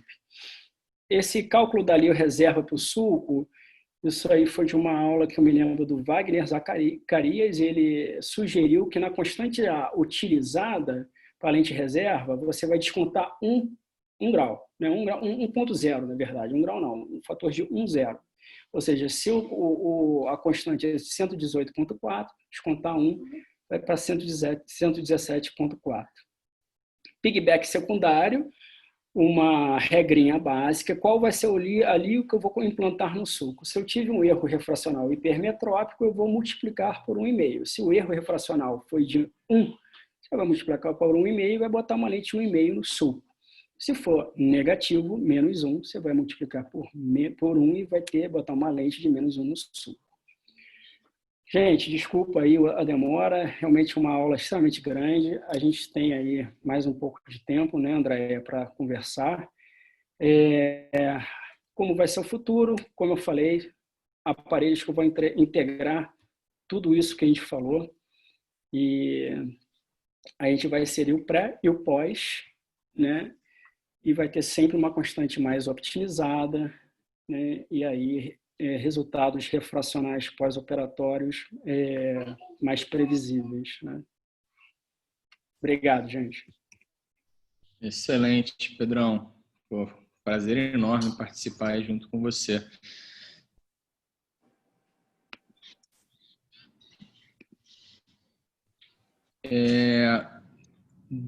O Léo me pediu uma coisa antes da aula, Andréia, há uma semana atrás, e ele tocou num assunto um pouco polêmico. A gente pode abrir aí um painel para discussão, tá? Sobre pacientes com astigmatismo pré-operatório e como você pode se utilizar desse astigmatismo para melhorar a visão para perto. E como você planeja isso, né? Ele abriu essa porta aí, essa caixinha de Pandora, né, Pedro? Eu vou compartilhar um artigo aqui no grupo com vocês, que é um artigo do Fernando Trindade, que é um professor lá de BH, cara, altíssimo padrão, tá? Que ele explica como que isso funciona, tá? E os princípios de como funciona essa utilização do astigmatismo para você dar um pouquinho de multifocalidade para esses pacientes, tá? Na verdade, isso é relacionado à cultura. Como assim? Ao nosso alfabeto, a forma como a gente lê, tá? A gente lê meio que na horizontal, então o astigmatismo contra a regra, ele vai facilitar esse tipo de leitura. Então, quando você está planejando uma cirurgia de catarata lá e você tem lá as opções de lente e você olha lá, o resultado está um equivalente esférico, 0, mas o equivalente esférico com aquele poder ceratométrico, né? Que você colocou ceratometria média no seu biômetro ultrassônico. Ou você está usando a ceratometria média no biômetro óptico. E o equivalente esférico que você está planejando é 0, tá? Aquele astigmatismo ele vai sobrar. Se ele for a favor da regra, ele vai atrapalhar a visão do paciente com certeza, tá? Para perto, ele não vai conseguir enxergar de forma alguma. Para longe, não vai afetar tanto, não vai ter tanto problema.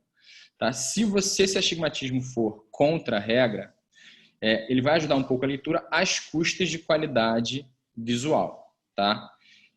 Essa questão de multifocalidade usando aberração e astigmatismo é um assunto chatinho pra caramba de entender. Tá? Requer estudo. Tá? E na hora de vocês planejarem a cirurgia, eu acho que antes de vocês começarem a pensar, vou deixar esse astigmatismo, vocês têm que entender a cirurgia de vocês. O quanto de astigmatismo eu estou induzindo, para depois de você considerar brincar e modular o astigmatismo. Eu acho que essa é a fase onde vocês têm que entender o quão importante é a incisão de vocês e o quanto ela influencia no resultado final. Eu acho que queria que vocês comentassem um pouquinho disso aí. Barreto, Léo, Pedro, acho que a gente pode falar um pouquinho aí para esclarecer isso para os residentes. Barreto, algum comentário?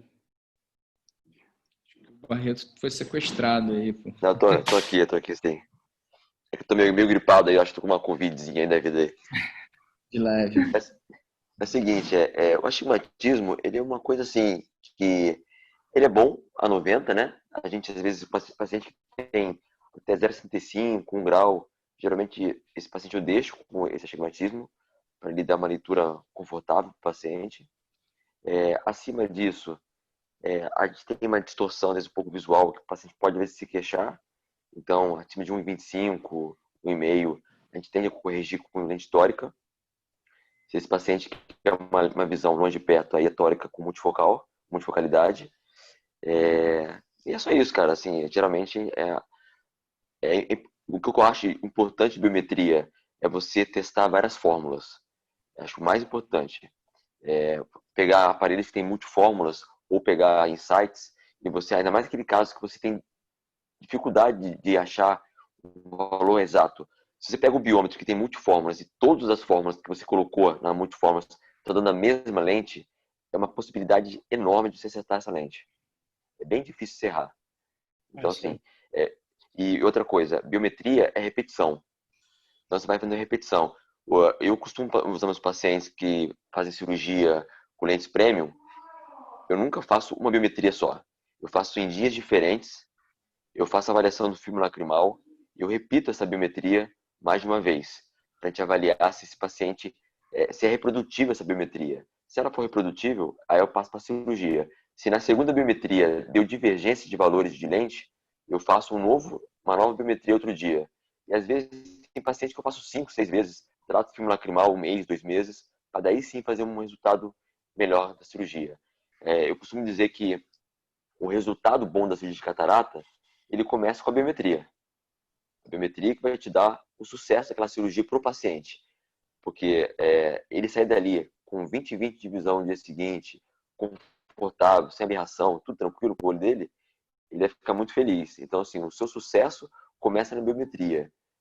Na residência, é muito comum achar, biometria é um exame que eu vou fazer de qualquer jeito, encosto ou não a sonda de contato, eu tocho, ele não está lendo, eu aperto para ver se lê, aí acaba dando erros. Então, assim, a gente vai tendo bastante erro por falta de experiência. Quanto mais experiência tiver e mais paciência tiver nesse exame, avaliando todos os dados, como foi mostrado na aula perfeitamente por vocês, ceratometria é importante, filme lacrimal é importante. Então, assim, é fazer tudo com paciência e ver se é reprodutível. Sendo reprodutível, manda bala que a cirurgia vai ser sucesso.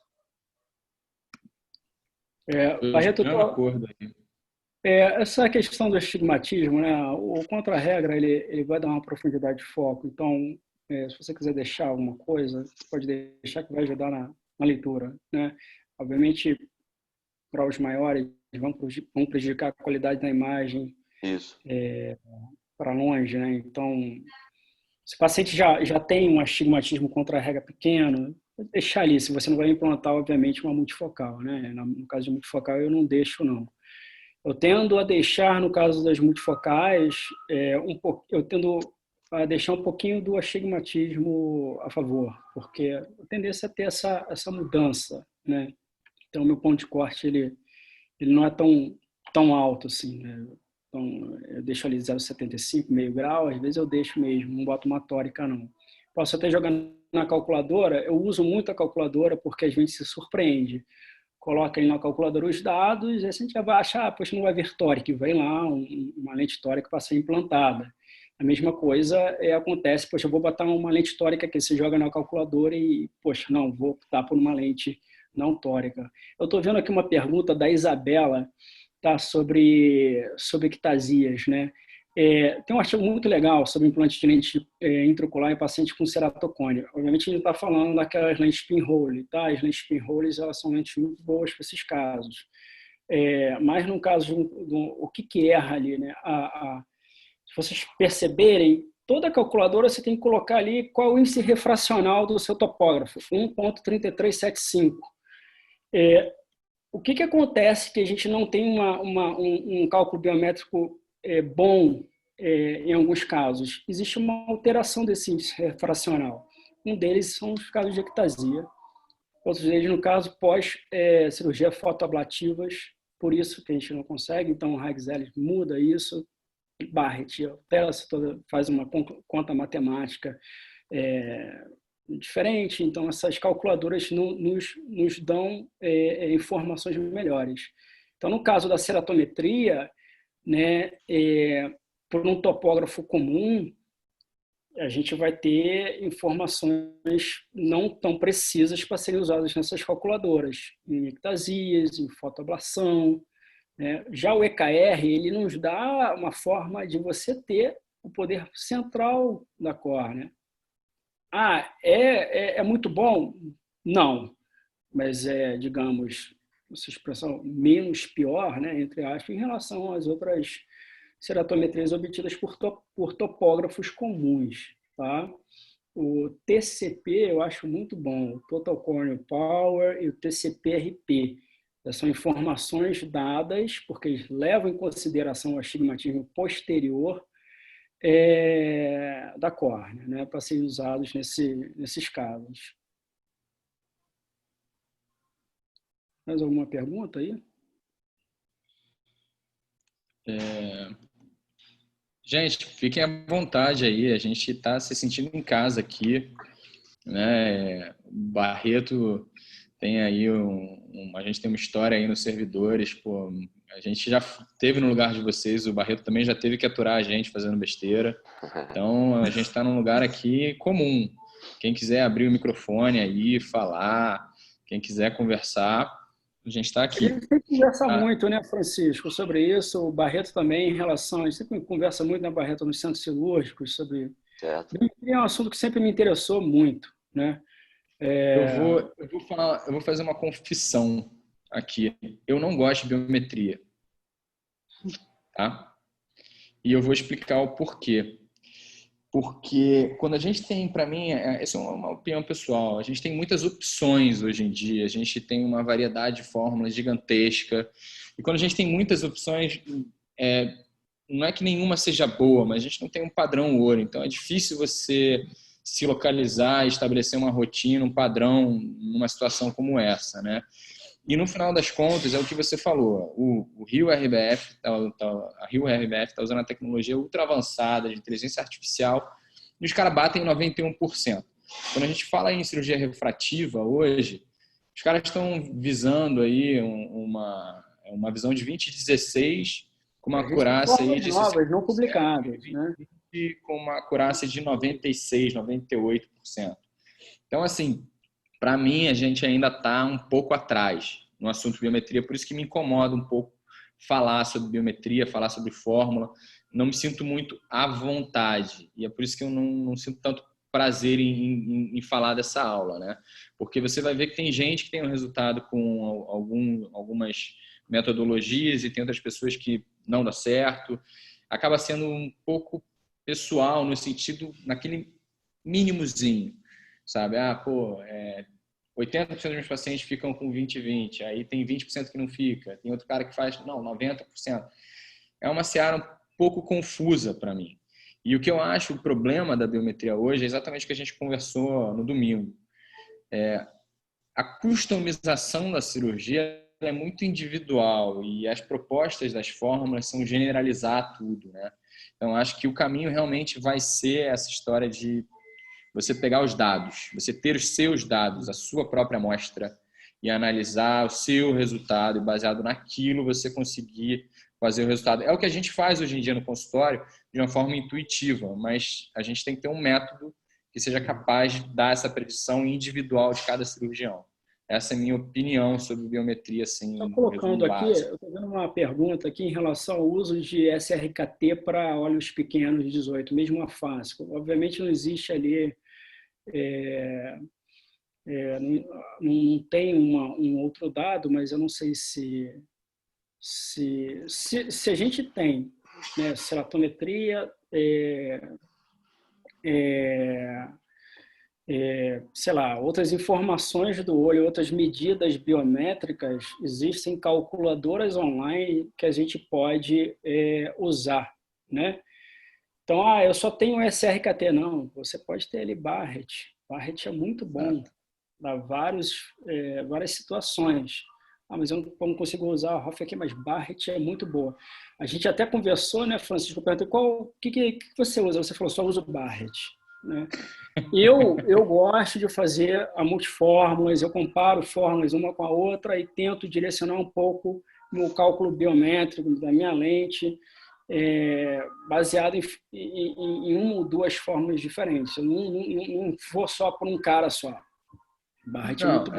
Na verdade, eu acho que eu nesse acabei, caso de olho pequenininho, acabei me expressando mal ali.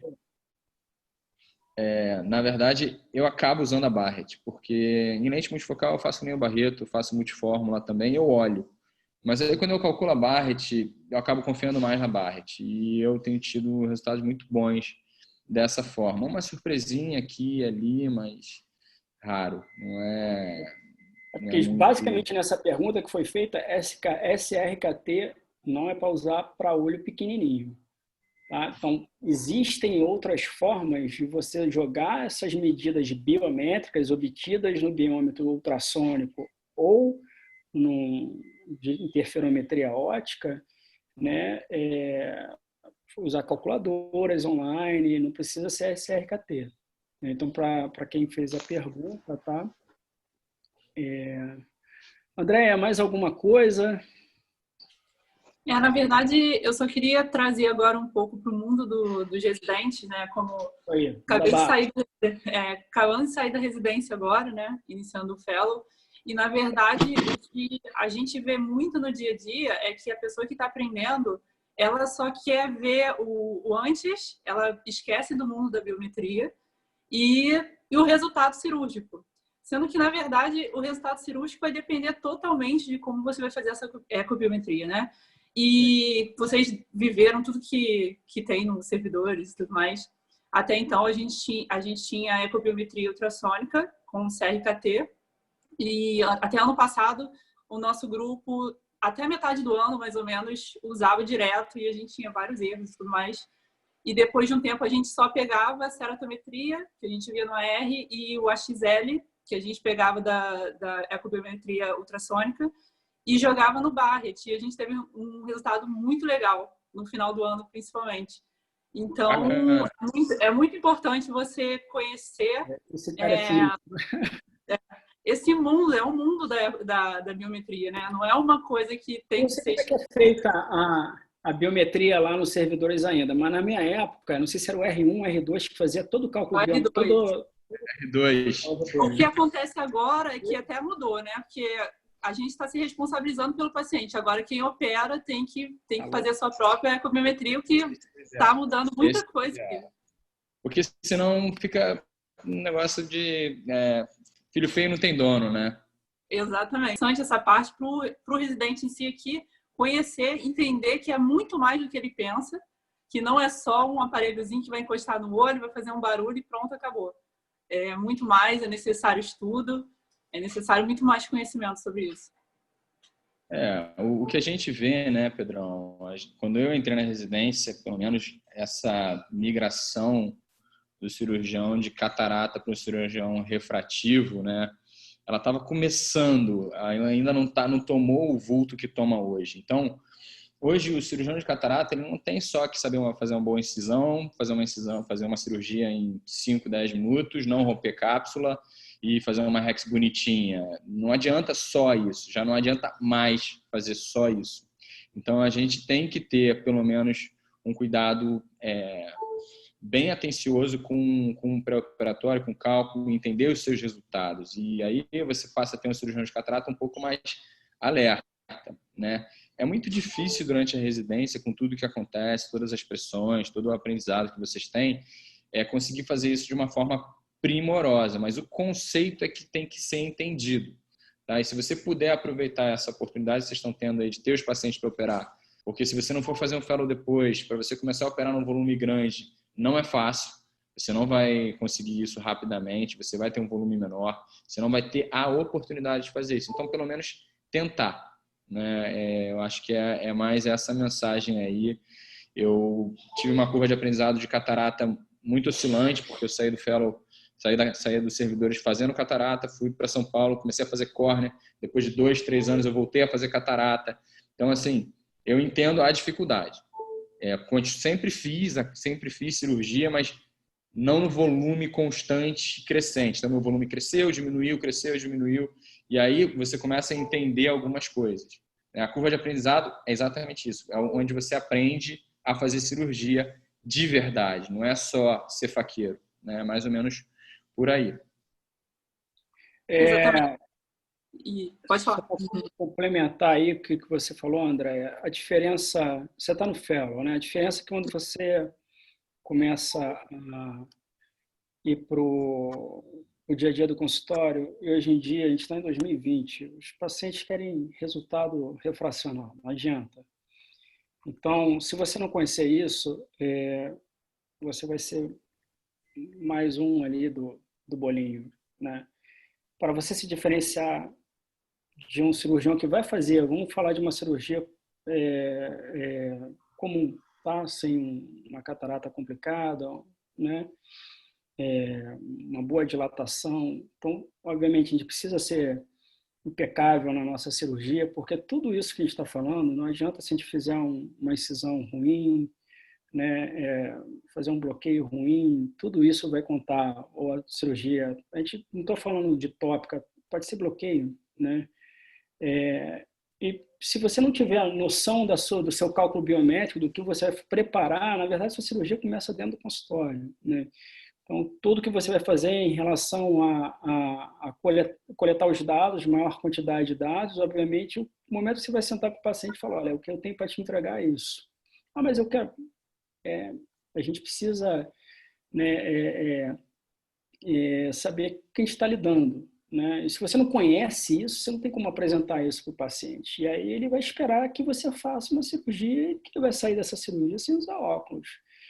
E se você não conversar isso depois, cara, o resultado vai ser catastrófico. Então o paciente vai ficar extremamente chateado. É aquela figurinha que o Francisco colocou do bonequinho rodando a cabeça, desesperado. É isso aí. Então, biometria, antigamente, você tinha 4 fórmulas para brincar. Sem brincadeira, eu peguei uma aula de biometria de 10 anos atrás, eu falava de SCKE até Higgs. Eu falei, cara, a aula de biometria hoje em dia não entra só Higgs, entra Olsen, entra Oculix, entra Rios FBR, tem 2, 3 fórmulas que ainda estão para ser publicadas, que vão chegar, acho que esse ano que vem, citados em diversos trabalhos, muita coisa em relação à inteligência artificial. Então, se a gente não tiver também... O Barrett não existia. Hoje, que maravilha, Barrett é de graça, se esse cara conseguir começar a cobrar... Não é mais, agora não é mais. Assim, o que está online, né? Eu tô falando assim, você pode chegar, coletar seus dados e online, entrar lá na Asian Pacific, né? Colocar os dados, você vai ter ali a calculadora. Então, ainda você tem acesso a essa calculadora gráfica. A hora que ele tirar disso online, olha, acabou. Barrett, você vai só me ver quando você comprar seu IOL, ou quando você comprar o seu Tomei ali e quiser comprar, já era. O cara vai ficar bilionário, obviamente, mas, cara, Barrett é incrível. E hoje em dia você tem esse acesso. Barrett, Rios, FBR, tudo online para você colocar ali O Barreto até colocou a Braskem está disponibilizando várias calculadoras no site para quem quiser dar uma olhada também. Tem várias fórmulas lá para quem é associado. Eu botei o link para vocês aí, é só clicar lá no link e vai direto para a calculadora. Isso. Só uma curiosidade que o Francisco falou do Ridley. O Ridley que foi o pai da lente intraocular, né? Quem for para a Asca, por exemplo, você encontra uma réplica dela lá, dessa lente, uma lente grande, pesada. É mesmo? E o interessante é que ele pensou na lente após a Segunda Guerra Mundial, quando os pilotos tomavam tiro no vidro, esse estilhaço daquele acrílico entrava dentro do olho. Ele percebeu que aquele material não dava reação. Aí ele desenvolveu a lente. Exatamente. Só uma curiosidadezinha legal pra vocês aí. Isso é muito legal. Barreto também é história, Barreto também é cultura. Gente, se ninguém tem nenhuma pergunta, eu vou mostrar só 3 slidezinhos aqui para matar um pouco de saudades aí e só uma brincadeirinha. Pergunta, não sei se ficou claro, eu não sei qual o nome da pessoa, Sicarte@hotmail, em relação a olho pequeno. Você viu esse casinho aqui, Rodrigo? Deixa eu ver aqui. Colocado aqui, abaixo de 18 milímetros. O que eu acho que ela está colocando, essa pessoa, não sei o que é o nome dela, ela não está conseguindo fazer a fórmula por causa que ele é afásico. E quando ele faz as medidas... dados, né? Mas eu acho, se eu não me engano, se ela utilizar a Holaday, ele não necessita do cristalino. O Holaday 2, o Holaday 1 não, o Holaday 2 você precisa do LT para você ter uma... Não, mas o 1, tô falando do 1, Holaday 1. O 2 você precisa completo, mas eu acho que o 1 você não precisa. E é só para ela ter uma noção, eu acho que deve dar para comparar a fórmula. Fazer uma biometria. Deixa eu só mostrar o finalzinho aqui da aula, só passar aqui rapidinho. Que o Pedro deu a visão dele do futuro, né? E eu concordo com ele que o futuro está nessa ideia da inteligência artificial, a automatização da informação. A gente gera muita informação quando a gente tem um pré-operatório e a gente tem um pós-operatório. Eu acho que isso vai gerar uma mudança na rotina do cirurgião, que vai permitir você customizar a sua cirurgia de uma forma real. Você vai pegar o mesmo aparelho que você fez no seu pré-operatório e você vai passar ele no pós-operatório. A gente já consegue saber a Effectiveness Position. Vocês aí nos servidores, com a Aladdin, vocês podem fazer esse teste. Quando voltarem a operar e tal, opera. Depois faz a biometria e olha, vê onde é que está batendo, vê se aparece ali onde é que está batendo a lente. A distância da câmara anterior. Tá? Vê qual é o ALP que vocês estão conseguindo. É uma brincadeira que vocês conseguem fazer. Tá? Isso no pré-operatório. Que você precisa esperar um tempinho, né? Alguns trabalhos sugerem 4 semanas. Eu geralmente no mínimo um mês. Mais, tá? No mínimo um mês, porque você ainda tem, às vezes você tem visco atrás da lente, às vezes você tem líquido. E aí uma coisa que o Pedro não falou, que aí eu acho sim que a gente vai ter uma ideia de biometria peri e pós-operatória, é quando a gente tiver lentes que permitam uma modulação intraocular. Isso já tem estudos sendo feitos com tecnologia de femtosegundo para você alterar índice refracional, alterar a curvatura das lentes, para você conseguir fazer esse ajuste no pós-op. Então, você vai fazer um ajuste baseado na refração. Você vai conseguir mudar o poder daquela lente, o paciente, você vai perguntar para ele, você vai fazer o exame nele, ele vai estar enxergando ou não, e aí, de acordo com aquele resultado, você pode fazer o lock-in, que seria, ok, esse é o resultado melhor para esse paciente, então agora eu vou fazer como se fosse um cross-linking dessa lente intraocular e ela vai fixar naquela refração que você corrigiu. Tá? Basicamente, eu acho que era isso que eu tinha para falar, só mostrar umas fotos aí dos nossos tempos aí nos servidores, o Barreto aí no CC4 com as meninas, a Lô, a Paty, aí o Demian, o Paulinho, a Andressa, saudades desses tempos aí. Tá? Acho que eu não tenho mais nada a dizer, gente. Belas fotos, tem. Você tá com a carinha bonita ali, Francisco. Tudo bem. A gente envelhece, né, cara? Acontece. Barreto, obrigado. Foi uma honra aí participar. Sempre que quiser, pode contar aí comigo. Tá? Eu acho que agradeço. a gente pode... Obrigado aí também pelo convite. Eu que agradeço a vocês aí, essa disponibilidade de vocês darem essa aula magnífica que vocês deram, bem enriquecedora, bastante conteúdo. Eu acho que quem ficou até o final aí conseguiu ter um bom aproveitamento e deixar para a André agora finalizar. Legal. Então, pessoal, muito obrigada, doutor Francisco, doutor Pedro, muito obrigada mais uma vez pela presença de vocês. A gente vai se encontrar aí mais vezes durante essas nossas apresentações. Só pedindo autorização, eu gravei essa aula, caso vocês autorizem, a gente vai colocar no nosso canal que a gente tem agora do YouTube, que vai disponibilizar todas essas aulas para quem não pôde ver, tudo mais, para quem quer ver depois, se vocês autorizarem. Lembrando também que semana que vem vai ser aula de lentes históricas e multifocais com o Dr. Renato Fernandes. E para todo mundo lembrar que a gente tem agora um canal no YouTube que é Catarata HFSE, que a gente já colocou a primeira aula do Ian de catarata infantil e a gente vai dar sequência aí também. É isso. Legal. A minha parte, você pode com certeza divulgar aí, sem problema nenhum. Eu posso tentar também fazer um PDF dessa aula para quem quiser, tá? Eu vou colocar meu telefone aí, me passa o WhatsApp, tá? Que eu passo pelo WhatsApp, fica mais fácil, tá bom? Vou deixar meu telefone aí para quem quiser. Quem quiser as referências aí dos slides, tá? Os artigos, só me falar que também eu posso até dar direto o artigo, tá bom? Perfeito. O Rafael perguntou aqui qual é o canal no YouTube. É Catarata HFSE. A gente vai começar a colocar as aulas lá, tá bom? Alguém quer falar mais alguma coisa? Quer finalizar? Eu quero. Não esqueçam do Congresso de Catarata do ano que vem, já que esse ano a gente não conseguiu ter, tá? A gente deve ter um módulo mais em conta virtual, provavelmente com um número de vagas limitados. Então, fiquem atentos quando começarem as inscrições. Não tenho dinheiro para ir, Salvador é muito caro, tenho que salvar, tenho que guardar dinheiro para o meu consultório, ou quero fazer um fellow, preciso economizar. A gente deve ter uma opção aí de uma inscrição para participação virtual, onde vocês vão precisar gastar com hotel, não vão precisar gastar com passagem, isso já alivia bastante, tá? É isso, Andréia. Então, gente, mais uma vez, muito obrigada. A gente se encontra aí nas próximas aulas e boa noite para todo mundo. Obrigada aí pela presença, por resistirem até agora também. Muito obrigada, gente.